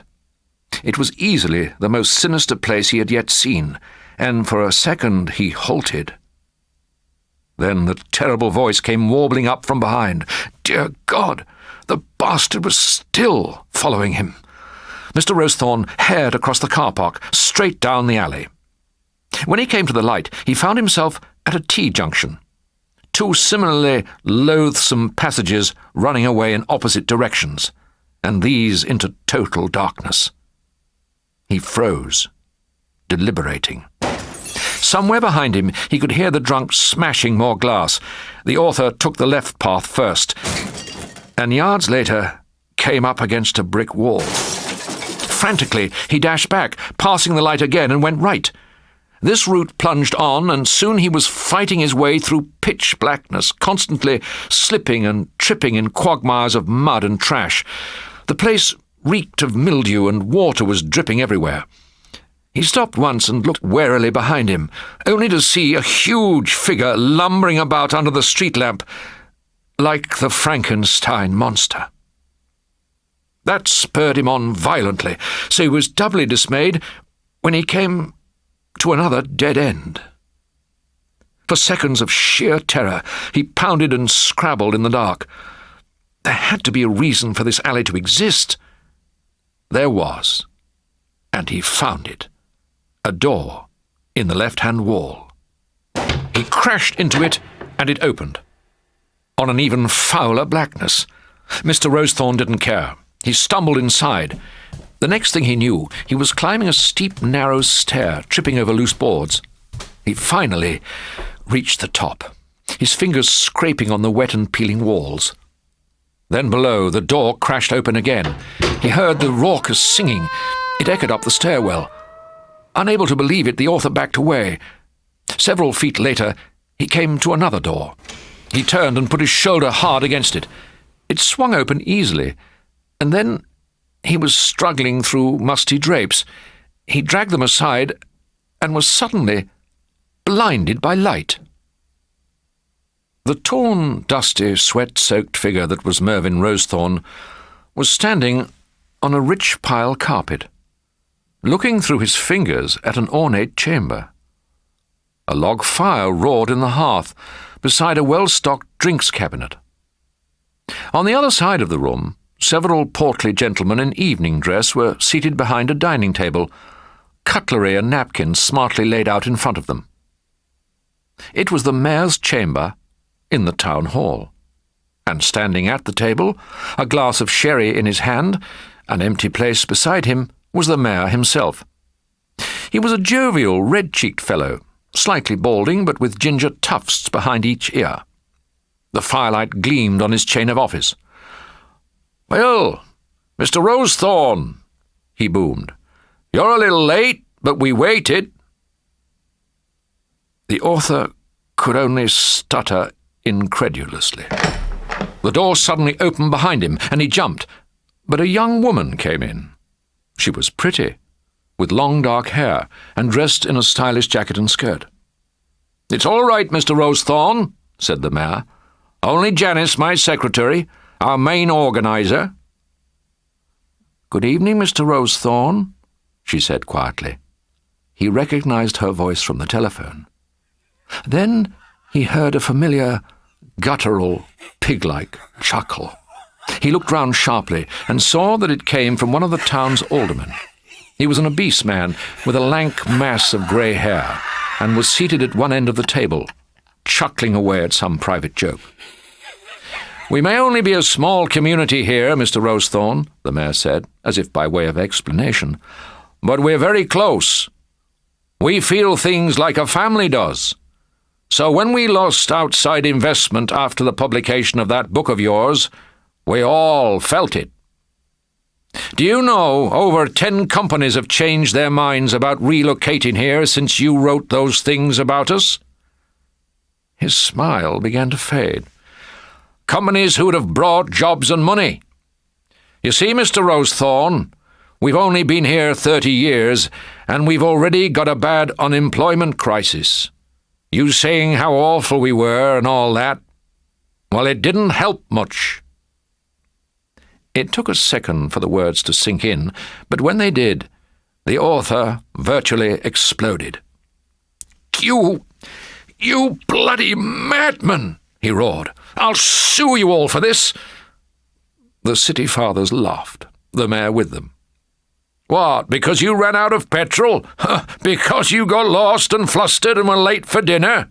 The author waved the logic aside. Here was flesh and blood, an enemy he could deal with. You small-town punks, he spat. I've got friends in places you wouldn't imagine. I'll sue you for every penny you've got. And he stormed out through the main door, scrambling down the grand stairway to the front lobby. Outside, life on the main thoroughfare seemed normal again. Vehicles were moving back and forth, couples strolling. He hailed a car from the nearby taxi rank and ordered the driver to take him out of town. It was a long trek, but he'd pay the double fare, just to get him out of Ingley Wells. Up in the mayor's parlour, the first course was in progress by the time Janice sat down in the author's place. "Everything all right?" the mayor asked her over his prawn cocktail. She nodded. "Old Charlie Moss picked him up.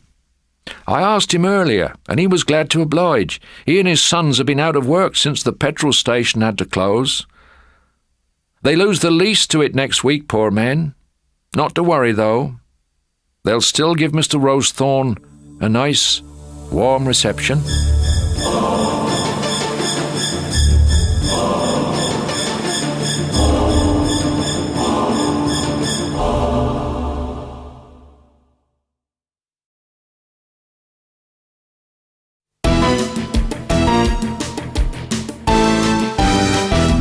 The Hostel by Paul Finch. Read by Dennis Waterman.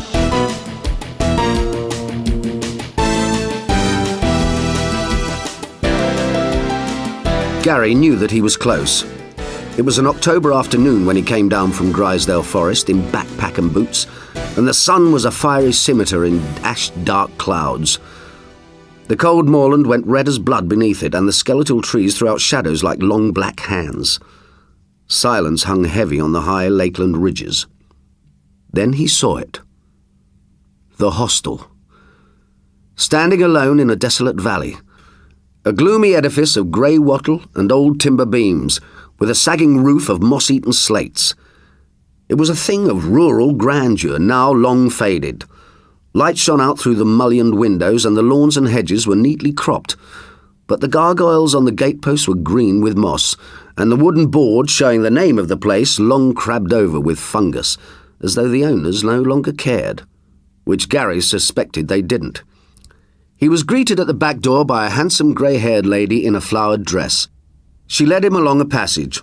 All the hikers came in this way, so the carpet was threadbare, the skirting board scuffed, and into a side office where he signed the register. He was only staying a couple of days, he told her. The lady offered him her hand and said she was Mrs. Elwell, the proprietor. The bunks were on the first floor, and he could reach them by the back stairs. He could take his pick. There was nobody else staying at the moment. Breakfast was at 8 sharp. She'd appreciate it if he didn't wear his boots in the dining room. When Gary came out of the office, he noticed 2 doors at the end of the corridor. One was open and led off to the side. He supposed to the dining room. The other was at the far end and was firmly closed, though light shone out through its panel of stained glass. The legend, "Private," was emblazoned across it in gold letters. No doubt it led to the family quarters. Gary glanced at it once, but then looked back sharply. Beyond the stained glass he could clearly make out the shape of a huge man gazing through at him. After a second, the figure receded from view. Gary felt vaguely uneasy. Whoever that man was, he must have been massive. 6'3" at least, with shoulders like a lumberjack's. Then Mrs. Elwell appeared beside him with a pile of fresh bed linen under her arm. She smiled and led the way to the back stairs. It was a smile etched in wood, Gary realised, hard-edged and rather cold. A smile he felt she could drop like the proverbial stone. The back stairs were bare and, judging by the dirt and grass on them, well trodden by hikers. At the top there were 6 small rooms, each one containing 4 bunk beds and a narrow wardrobe with a mirror and a wash basin in it. High letterbox-style windows gave glorious views over distant Coniston Water. As Mrs. Elwell had said, there was nobody else staying, so Gary felt free to pick whichever room he wanted. Not that it made any difference. They were all the same. He took the first and selected an upper bunk. Mrs. Elwell nodded, climbed the ladder and began to make up the bed. Gary watched carefully. He'd chosen upper rather than lower because he'd assumed it would restrict the chances of attack while he was asleep. 10 minutes later he was alone. He listened for a moment, counting the taps of her heels on the wooden stairs as she descended. Then he unslung his backpack and went through it. Aside from his change of clothes, he'd bought pens and a pad of paper, a small 2-way radio, his handcuffs, and a Colt Cobra revolver. The gun was loaded, but it was fastened into its leather case. His cash and warrant card he kept safely zipped up in the money belt around his waist. It wasn't common to carry ID on a deep-cover job like this, but it might just be useful if at some stage you had to prove that he was a member of the Northwest Regional Crime Squad. He closed the door to the room and lifted the 2-way to his lips. "Sadler to 3, he said quietly. A second later, the crackling voice of Detective Inspector Peters came over the air. "Receiving, Gary. Go ahead. Over." "Yeah, boss, I'm in. Everything seems pretty normal. No other guests, though. Place is a bloody mausoleum. Mrs. Elwell doesn't suspect anything, or don't think. Over." There was a pensive silence. Then the DI's voice came back. "Just keep your eyes open, Gary. Over." "Roger, boss. Thanks for that. Over and out." He hid the radio in his bag again and sat on the nearest bunk, thinking.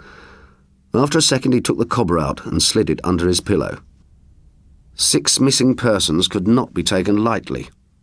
Of course, this whole operation might turn up nothing, but nearly all the hitchhikers concerned were known to have visited this particular hostel shortly before they dropped out of sight.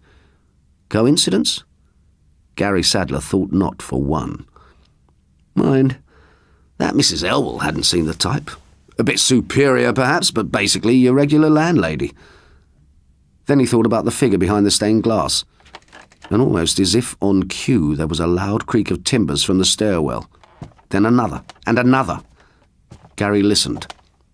Heavy feet were coming stealthily up the stairs. He felt his hair prickle and glanced at the pillow. A second later, the feet were treading along the landing. The floorway squeaked with each step. He pictured feet of elephantine proportions. They approached his room with agonizing slowness. Gary watched the closed door expectantly, drops of sweat gathering in one eyebrow. They reached it. Then they paused. But only for a second. A moment later, they had passed. Then he heard the creak-click of a door being opened and closed, and the feet returning, padding ponderously past and back down the stairs again. Gary waited for a second or two, then stuck his head out onto the landing. It was wood-panelled, and with the sun now setting, very gloomy. He listened intently. The colossal feet had withdrawn into the depths of the hostel. Then a door creaked open behind him. Gary whirled around, only to find that halfway along the passage a cupboard had not been closed properly. He walked up to it and found it stacked with freshly laundered blankets. He could have kicked himself and retreated quickly into his room, closing the door again and writing up his notes. When he had finished, he dated the page, timed it and signed it, then folded it and stored it in a plastic wallet in his backpack. By the time he had finished, the sun was a glowing ribbon on the distant fells, and the blue-black mist of the autumn filtering slowly into the house. He switched the light on, then, as an afterthought, checked the windows. They'd been nailed shut. Gary kneeled on the top bunk and gazed at the rows of nail heads, painted over in white emulsion but running in unbroken lines under the various panes of glass. He was totally boxed in. It was a regular man-trap. He changed into white plimsolls and a T-shirt, then thought about his next move. After a second, he made his way downstairs. The corridor leading in from the back door was deserted. He walked along it until he came to the office. Again, it was empty. On the desk inside, however, he saw the register lying open. Quickly, he leafed through the pages. As he'd expected, the names of all 6 missing persons corresponded with signatures in the book over the last few weeks. He stepped back into the corridor. At the far end, the door with the stained glass panel seemed to beckon to him. He stole up to it, straining his eyes to penetrate the blocks of colour. Nothing moved beyond it. He tried the handle, and to his surprise, it moved. The door was not locked and opened smoothly. On the other side lay a neat hallway, with a thick piled carpet, tasteful wallpaper, and various items of furniture, either brass or teak, all gleaming with polish. Somewhere above, a clock ticked loudly. Gary ventured in. Various doors led off into rooms, and he glanced into each one as he passed. The first was a small parlour, complete with armchairs and a bookcase. The next a dining room with places laid for 2. The third was more interesting. He went warily in. A sofa and armchairs were arranged round a huge hearth. Cabinets surrounded the room, and solemn oil paintings hung on the walls. 2 particular things caught Gary's attention, however.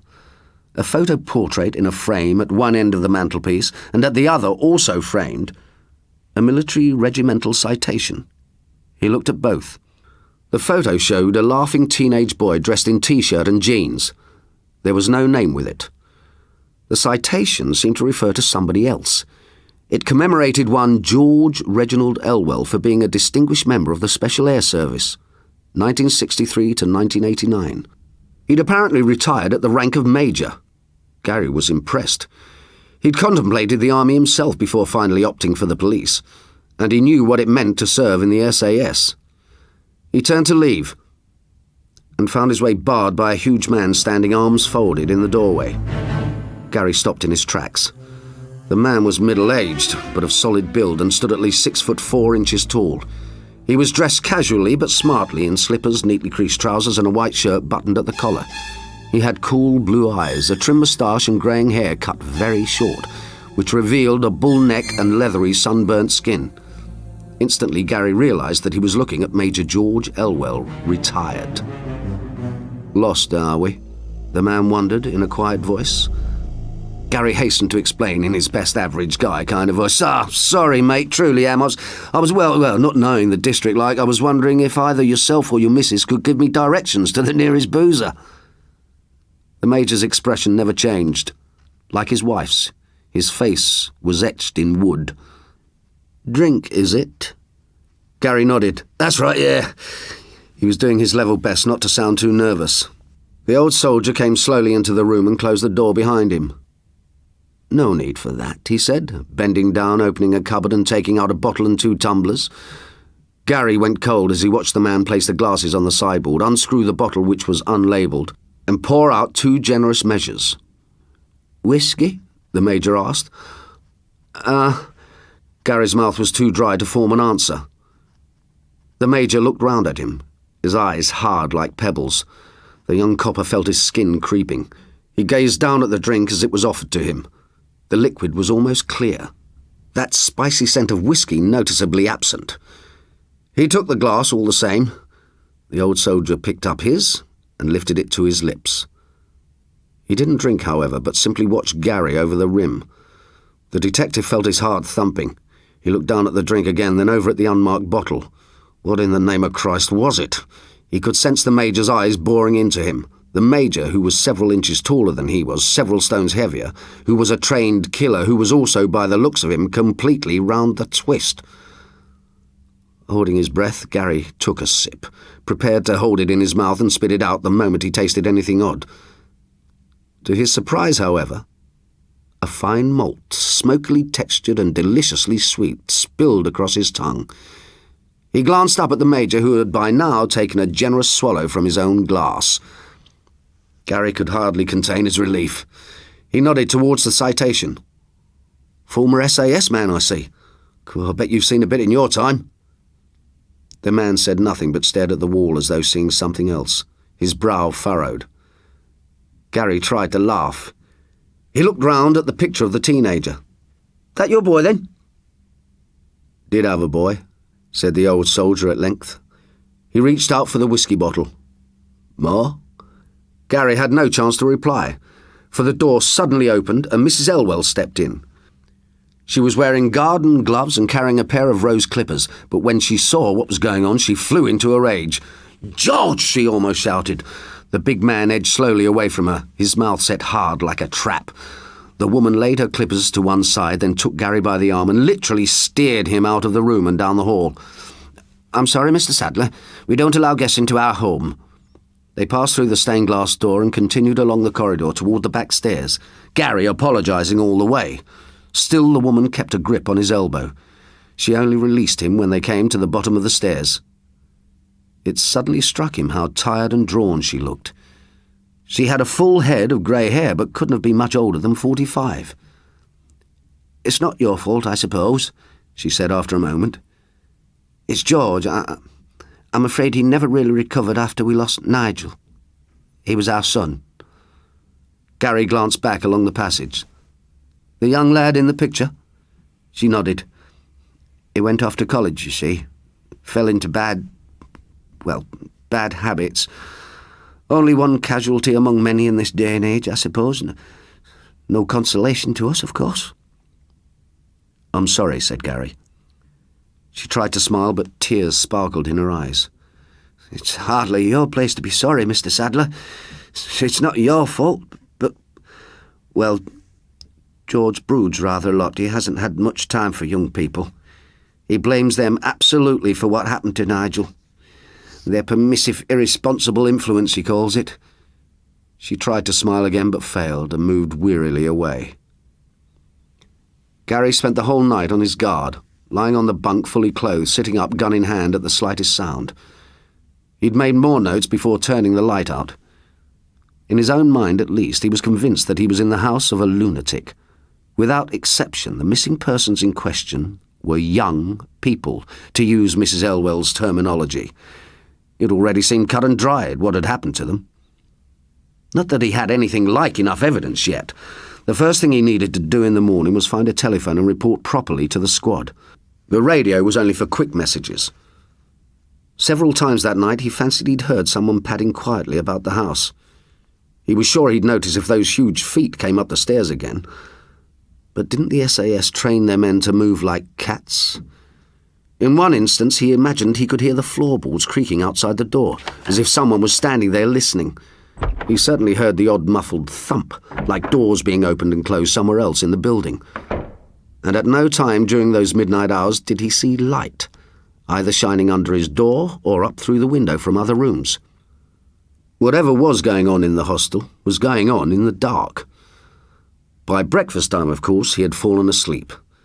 It was nearly 10 o'clock before he opened his eyes, and when he looked at his watch, he cursed himself. He got up quickly and went to the top of the stairs. No sound came up from below, but there was a faint smell of bacon and toast. He pulled his plimsolls on and crept downstairs. He found the office empty, but to his surprise there was no telephone in there, or anywhere near it, not even a payphone. For a second he considered his options. At some stage he would have to kit out and get up on the fells, just to keep up the appearances of normality. But he needed to ring in first. As far as he knew, the nearest village was 6 or 7 miles away. Quite a hike with nothing solid to report apart from a weird encounter over a drinks cabinet.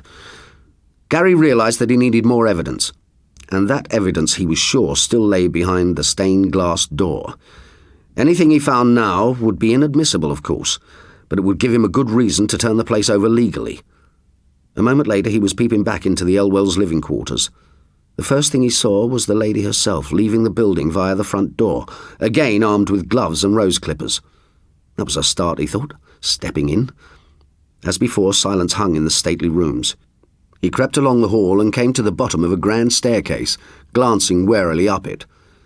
Then there was a terrible rustle of paper behind him. Gary turned sharply and found himself looking directly across the hall into the lounge.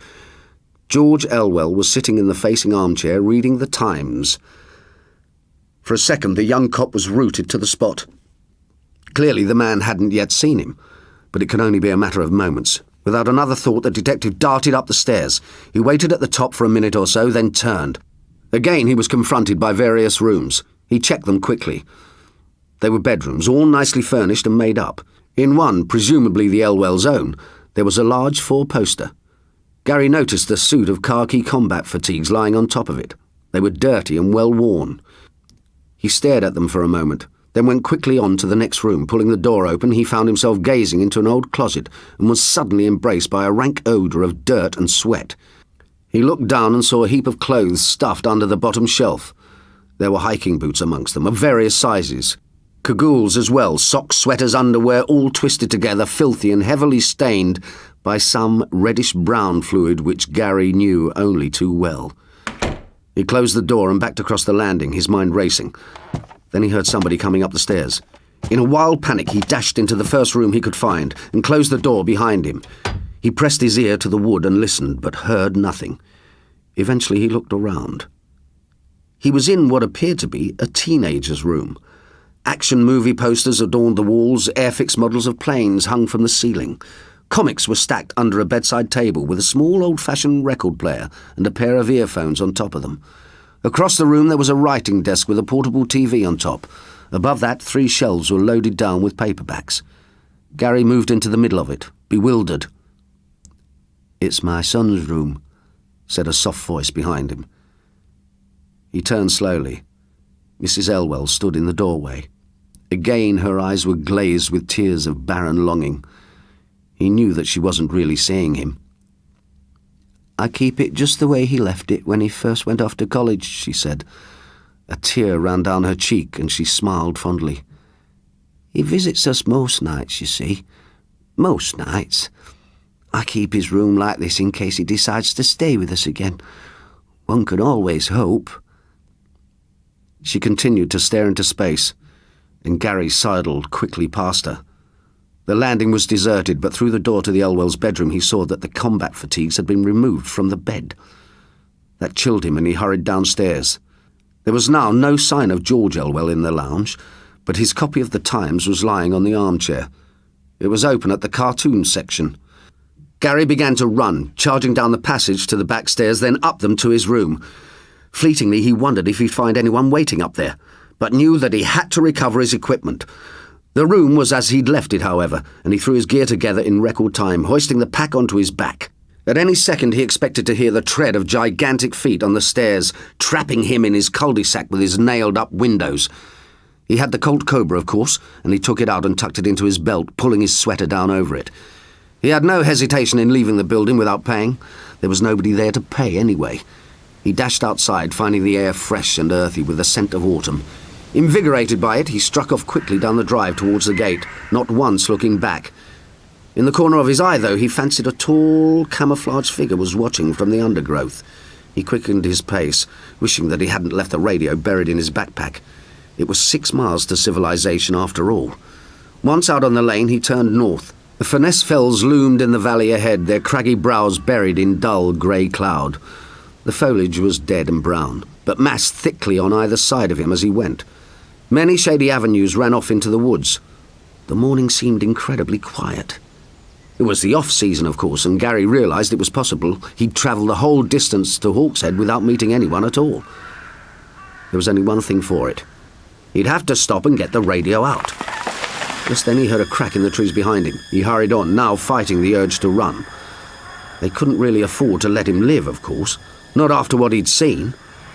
In growing panic, he darted off the road, scrambled down a steep slope through drifts of leaves. Somewhere behind him, he imagined a loud thrashing of branches. Then he slipped and fell, rolling heavily, barking his knees and elbows. He felt the cobra vanish from his waistband. He swore aloud, but had no intention of going back for it. Then he regained his feet. He ran, ducking low branches, vaulting over rocks and fallen trees. The Cumbrian woodland seemed suddenly primordial. So dark and tangled was it.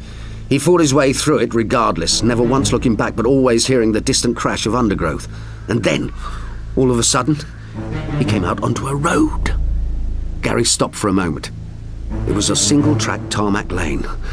Breathless, he started along it. More branches snapped. He was about to break into another run when he heard the distant sound of an engine.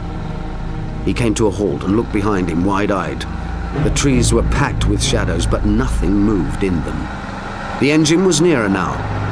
The detective waited, unsure which way the vehicle was coming from. Then he heard a click. Twig snapping, hammer on revolver. He ran out into the road, turning round and round. Still he saw no one, and then a ramshackle van came clattering round the corner, screeching to a halt when its driver saw Gary. He hurried towards it, yanking open the passenger door. "Quick!" he shouted hoarsely. "Get me out of here, now!" At first the driver made no move. He was a hippie type with a goatee beard and his hair in long, greasy dreadlocks. He wore beads and an old denim jacket, literally coated in oil and dirt. He was fairly grimy himself, and his cabin reeked of ganja. Gothic tattoos were visible on his chest. "What's up, mate?" he asked. "I'm in trouble. Please, you've got to get me to a phone," Gary stammered, throwing his pack in and climbing after it. "I can pay." The driver nodded, and with what seemed like painful slowness, started the engine up again. "Better buckle yourself in. Don't want to get stopped by the pigs." Gary nodded and complied. Now sweating hard, he craned his neck round. Through the filthy rear windows, the narrow lane was still deserted. "So," said the driver after a second. "How is he, the old fella? Still refuses to acknowledge I'm alive?" It took a moment for Gary to realise what the man had said. He looked slowly round. The driver chuckled, showing nicotine-yellow teeth. "Be interesting to see how long he can hold out now. The coppers are going to come round sooner or later. God knows I've left enough evidence round the place for 'em."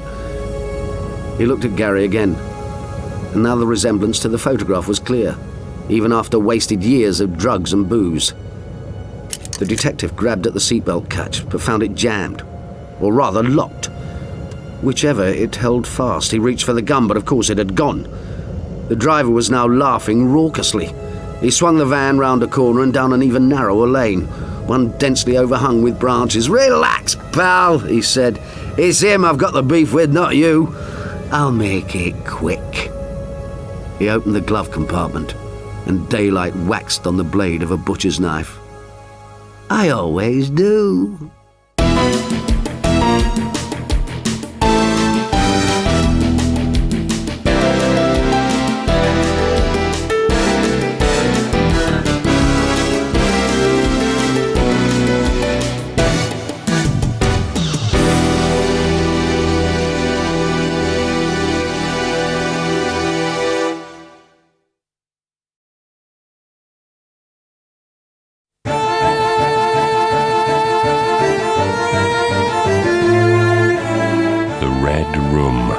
By Stella Whitelaw, read by Kate O'Mara. She tried sitting on every sofa in the room like Goldilocks. The posh beige velvet was on casters and moved. The big striped four-seater had a cheerless view. The shouting pink was as soft as a marshmallow. The tiny cushions precocious and no real support for aches. It was necessary to find the right seat, even though she was not staying long. She was a woman in transit. She chose the bluey green, old and lumpy, but it matched her trousers and she merged into it the same way that she blended into everything in life. "I'm just a merger," she said to the red walls, cradling the empty coffee cup in her cold hands. The residue of heat made a token gesture of comfort. "I'll never be anyone in my own right. Not now." Cocks crowing in the distance disturbed the quietness. They didn't know dawn had long vanished into the drizzle of the morning. She shivered, the insistent beating of her heart louder than her breathing. Someone would be coming soon, she felt sure. It was too long to be alone. There was nothing in the red room that faintly resembled the silver object. She was glad about that. She did not want to think about the silver object, or touch it, or ever see it again. They could put it in a museum. Perhaps the Black Museum at Scotland Yard would house it along with other gruesome relics. The red walls enclosed around her like loving arms, full of forgiveness, but without suffocating her. It was a big room, sighing with air to breathe and 2 doors to escape through if she wanted to escape, to dance on the hills. She was not sure if she wanted to escape now. The silver object had been Harry's. It was one of those mysterious components of his life that quite evaded Layla's comprehension. She made a point of passing remarks on his work, on his sporting activities, on the various committees he supported. "How did the committee meeting go?" she'd ask. "Splendid. Decent chaps. Progress." "Did they decide anything?" The silver object was a seafaring projectile of some sort, winged, polished, heavy with smooth, clean lines. Harry was very proud of it. It had been a prize for his work on some project. Layla had not been there when he received the prize. She had been in Northampton Hospital, strapped and pulverised into a breech berth, brain clouded crimson. She heard later that Harry made a 20-minute acceptance speech. He could talk when he wanted to, but not to her. Young Hal came bottom first. It personified his whole existence. Layla said laughingly that he even thought bottom first. He grew into a thin, amiable lad with a wide grin. His mother's joy, his father's embarrassment. There certainly wasn't going to be a place for young Hal in his father's firm of accountants. Harry hadn't got where he was today by throwing paper darts and pressing daisies. Layla sat in the red room thinking about young Hal. It wasn't his fault he was slow or lacked his father's brilliant mind. Young Hal liked other things: flowers, animals, walking. He would make a good gardener.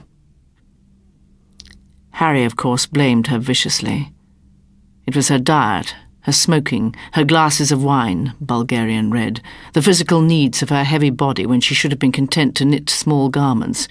He raged at her in monosyllables. She longed to unpick time and set the alarm earlier. No thought, no care, no responsibility, child in your womb. But Harry, a breach isn't affected by smoking. Disgusting. Habit. She had known, years before young Hal's arrival, that Harry understood nothing and did not know that he did not understand. The stupidity lay within her. She was as stupid as those jet-lagged crowing cocks. But she had no parents to blame, no unemployment, no redundancy. The blame lay totally in herself. She had been adolescently blind, control sliding, burning herself in wanton thoughts of desire. She had not even noticed the one door of escape. It was nowhere near Christmas when Harry came home from a Rotary Club meeting, drenched in whiskey and Rive Gauche. He wore the kind of silly smirk that told Layla he had been handling a pair of page 3s. "Have you had a good meeting?" she asked.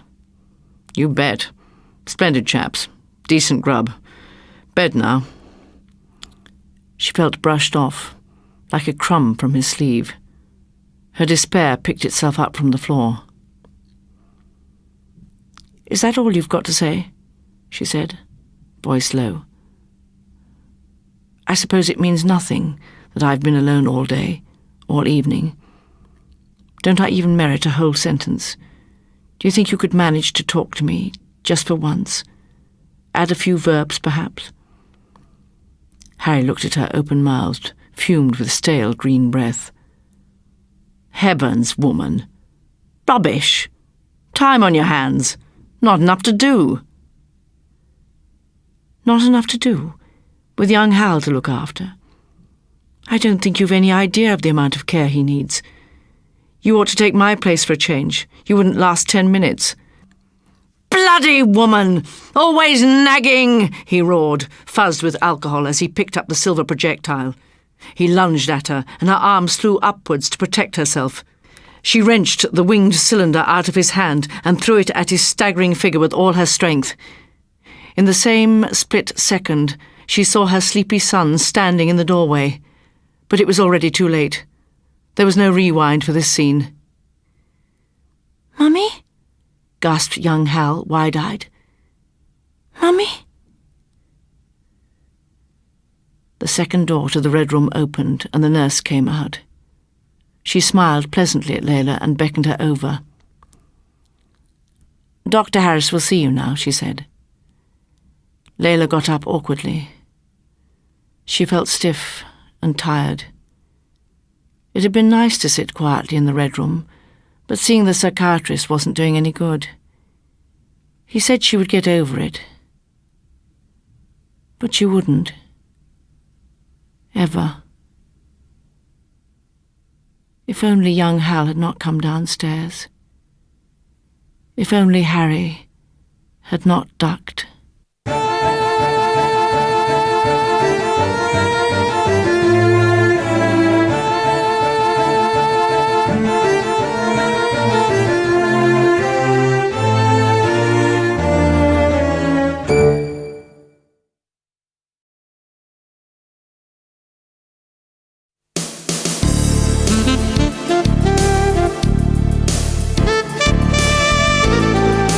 Lettuce Field by Robert Eastland.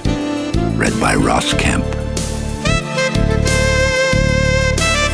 When Mark rang Laura at her office that morning, he was babbling again. She listened as patiently as she could, then asked Mark why he wasn't at work. After a moment, he told her that he'd booked a couple of days off to try and catch him. The man from the lettuce field. He'd taken 2 whole days off to catch him. He'd only lain in bed until 9:30, but already the interloper had been in, made himself a cup of tea, watched the breakfast news. He'd even left the back door open and spread the Daily Mail out on the kitchen table. At least, that was the state Mark found things in when he finally come downstairs. Laura told him to calm down, but his mood quickly changed from fearful disbelief to self-righteous anger. It was all right for her with her swish-padding barking and loads of people living around her all day. How would she like it, though, to find that whenever she wasn't in, somebody else was living in her house? And then he slammed the phone down.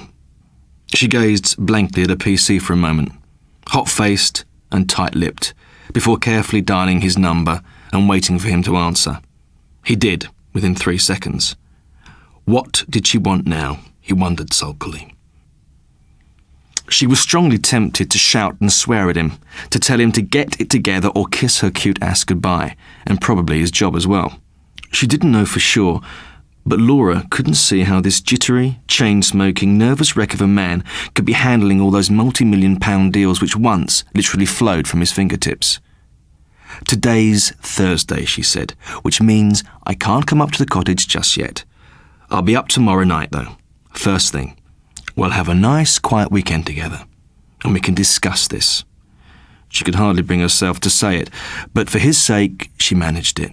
This man in the lettuce field. When he had hung up, Laura sat back in her swivel chair and gazed out through the glass partition walls into the bustling high-tech commercial world she was so crucially a part of. As was Mark, of course, though he was normally based on the other side of Threadneedle Street. His new cottage out in the Essex countryside was admittedly a world away from all this, but she'd never expected it to have this effect on him. Mark spent the rest of the day on his guard. Holbrook Cottage was a big thatched 17th century affair, with wide lawns on 3 sides of it, and an old farmyard still strewn with quaint bits of machinery at the back. It occupied 4 acres altogether, which was a lot of ground to keep an eye on your own, especially when you were expecting an intruder, especially when that intruder could access your perimeter at any point he chose. Because apart from the winding lane linking Holbrook Cottage to the B184, it was completely surrounded by lettuce fields, sweeping away into the horizon. They didn't go on indefinitely. From any window in Mark's house he could see the smoke of other country homes or distant tractors on the move. Then there was the pub, which served the whole community, and sat on the corner where Holbrook Lane joined the main road, but it was the proximity of the lettuce fields to Mark's land. He was convinced that the mysterious intruder, when he wasn't making himself at home in the cottage, was hiding out there. What was worse, there were no fences separating the farm from this ocean of malign vegetables. A dry ditch with occasional clumps of hawthorn surrounded the estate, but that was way too little in Mark's opinion. So he had to patrol. That was the only way. Even then, however, he had problems. Armed with a stick, he made rounds of the cottage, but on the very first occasion found the back door open. As always, there was no damage. The intruder clearly had his own key. As always, he had been and gone. The kitchen smelt of toast, however, and there were crumbs and smears of butter on the table. Fresh washing up. A plate and knife now sat in the sink, awaiting Mark's attention. This was nothing, however, compared to what went on during the week. When Mark came home in the evenings, he regularly found evidence that 3-course meals and bottles of his best wine had all been consumed over a period of hours. That videos had been watched and left in the machine. That CDs had been played, books taken down from shelves, even one of his beds slept in. In short, whoever it was clearly had the view that he now shared this house with Mark. How the hell did he always manage to stay out of sight, though?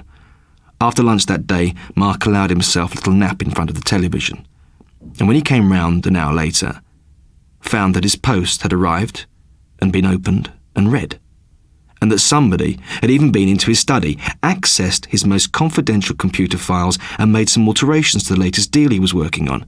What was more, these had been alterations for the good. They'd cracked the case, in fact. That evening, he strolled up the lane to the pub and wondered idly if any of the locals knew any funny stories about Holbrook Cottage. Nobody did. There were no spooky superstitions about the place. Again, only blank looks and the odd bemused glance from farmer to farmer. Not that he'd ever seriously considered that it might be a ghost. Ghosts didn't empty a whiskey decanter the way this mysterious person did while Mark was out at the pub. He ran round and round the outside of the house after this, cursing and shouting, but only the echoes came back to him from the haze of the summer night as it settled blue and purple on the neatly regimented vistas of the lettuce field. He was out there somewhere. He was out there, Mark thought, as he stood gazing into the distance. One of these days, he was going to go kicking his way through that lot and find the bastard. But not now.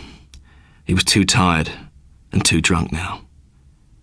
On Friday evening, Laura went down to the health spa in the basement, worked out, then showered and changed into jeans and sweater and set off for the sticks. Once she got out of London, it wouldn't be a long drive. The moment she hit the quieter country roads, she called Mark on a car phone.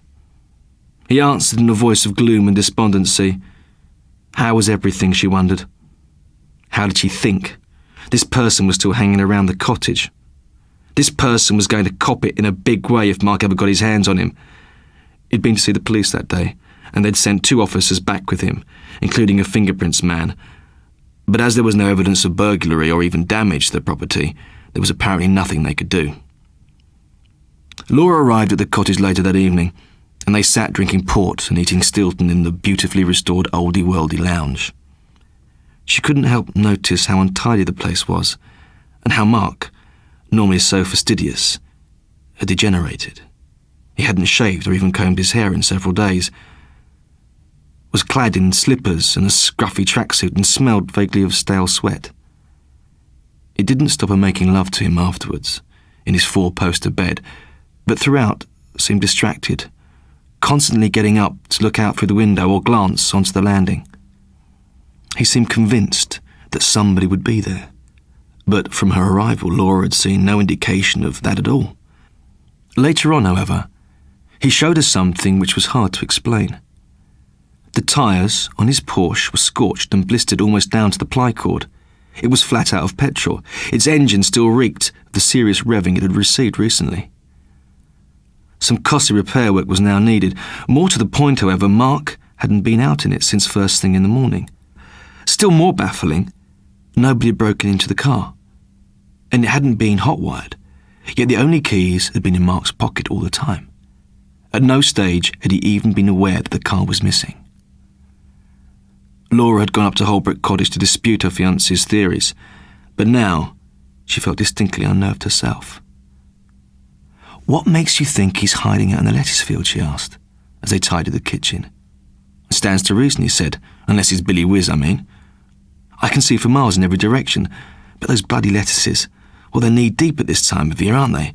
And before you ask, yes, I have searched the house. There's nowhere he could be hiding in here. In any case, whoever this person is, He always has to come into the building to work his mischief. And he does, believe you me. Do you know the bastard comes in to make himself cups of tea all the time now? All the bloody time. I only have to look the other way. All Saturday they hung round the house, waiting for some sign of the intruder. The afternoon was hot, and they spent it reclined on the lawn, on loungers, pretending to be asleep, clad only in shorts and T-shirts, and empty bottles of Chablis between them. Crickets chittered in the grass, a distant jet thundered in the azure sky, but nobody came to the cottage. "He must be watching us from the lettuce field," Mark said that night. "That's the only explanation. He knows you're here and doesn't want to chance it." Laura wasn't quite so convinced. The lettuce field, indeed. It seemed so ridiculous. And why would somebody want to be living here on the quiet? The following morning was equally sunny, and they drove out to Colchester to look at the castle. On their return at tea time, Mark fully expected to find the house wide open and littered with evidence of the intruder. But it was firmly closed and locked, with not an item out of place. As they walked from one downstairs room to the next, he shook his head in bewilderment. Finally, he looked round at her.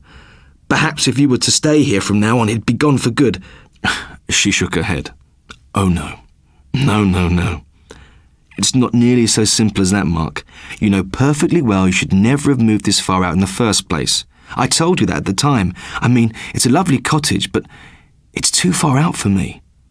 I'll stay one more night, but I'm off at 6 prompt, as always." He nodded, then went slowly upstairs, muttering something about wanting to have provided a nice family home for them and how everything had gone wrong. Laura watched him sadly. Suddenly she felt she had to get outside for some fresh air. It was as she stood on the lawn in the fragrant breeze that she noticed the old tractor hauling its way up Holbrook Lane. An inspired thought came to her. It could only have been to the lettuce field.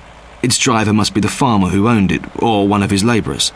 Excuse me, she shouted, but the tractor was out of earshot. It was already moving from sight.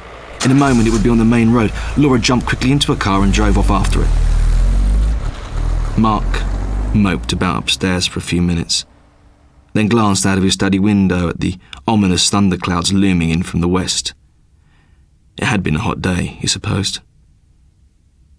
He wandered back to the top of the stairs and saw the 2 bags standing packed and ready on the landing.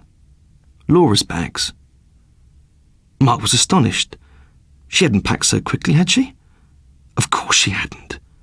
He'd been in after all. The little bastard had been in and dropped a rather large hint about what he thought of Laura. That was too much for Mark. It was finally too much. With a strangled cry of rage, he staggered down the stairs and out of the house, blundering across the lawn into the lettuce field. The sky was now darkening with cloud and a chill wind blowing, but he stormed on, cutting a jagged path through the dense green plants. Minutes seemed to pass as he shouted and swore and kicked at the lettuces, smashing them to a pulp. At last, when nothing happened and nobody came, he looked behind him. He was surprised to see how far he had come from the house. It was miles away. The other side of the lettuce field, even. The little man sat on his tractor in the pub car park and shook his head. He seemed like a nice man, Laura thought, with overalls on and curly red hair under his flat cap. He spoke with a strong local accent. "Ain't never seen no one strange hanging about the lettuces, miss, and I've worked 'em since I was a lad." Laura had guessed as much. She thanked him. "Why are you and that young man of yours so interested in our lettuces, then?" he asked her as she climbed back into her car. "I see him wandering about in them all the time." She looked sharply up at him. "What?" "He always is," the tractor man confirmed. "All week. Dressed up to kill too, in his Sunday best." Laura drove unsteadily from the car park, her breath coming in short gasps. Mark was standing, looking at the figure crouching among the lettuce plants. A dark, indistinct figure it was, a few yards to his left, crouching very low, crouching because it was trying to hide from him. Mark took a step towards it. He could feel the blood bursting through his veins, his heart hammering his ribs. He took another step, a mad wind rushing in his ears. At long last. And then he saw the figure's face. It staggered him. Then he saw it tense, and that was when he realised it wasn't crouching because it was trying to hide. It was crouching because it was about to spring. It sprang. As she cruised slowly back down Holbrook Lane, Laura consulted a file of facts and called up one of the partners in Mark's firm. It was a close personal friend. He was at home with the family, enjoying a barbecue, he told her cheerily. Laura steadied her voice and asked how Mark was doing. The partner's raucous humour dried up fairly quickly. He couldn't seem to find the words, and he had to stammer that he was sorry. And didn't she know? And he'd always liked Mark and always been grateful for his work. But all these unwarranted absences over the last few months, and it really wasn't on, and in the end, well, they'd had no choice. When? She asked him. He told her. 3 months ago. Mark had never taken such a physical beating. He'd given as good as he could, but the force of the blows to his face and body had been unbearable. It was a miracle he could still walk. If he was walking, he thought as he swayed drunkenly back through the lettuces to the house. The pains in his limbs, his ribs, his jaw, the world seemed to swim around him. He wondered how many bones he'd broken, how long he'd been unconscious. The sky was now leaden grey, deep shadows lying over everything. But he could still see Laura pulling up onto the drive and running to the cottage door. He saw her knocking frantically and talking to somebody inside who clearly wouldn't let her in. Then he noticed that somebody had thrown her bags out. As he got nearer, he could hear her pleading, begging him to let her help him. Another voice came out from the house, ordering her away in the foulest terms. Undeterred, Laura continued to knock, but when somebody drew the curtains close on her, and then the first roll of thunder came in like drums from the west, she turned and grabbed up her bags. Mark just reached the ditch as she stumbled, weeping towards her car. Painfully, he called to her, but she either didn't hear or ignored him. She threw her stuff into the boot, then climbed into the driving seat and surged away up the lane in a cloud of dust. Mark stared after her in disbelief. And then he looked back to the cottage. Lights were visible behind the curtains, and he could hear the television on, but there was now a locked, secure look about the place. He didn't suppose there'd be any easily accessible tea things left out for him. He turned wearily round and began to walk, just as the rain started. It was going to be another wet night in the lettuce field.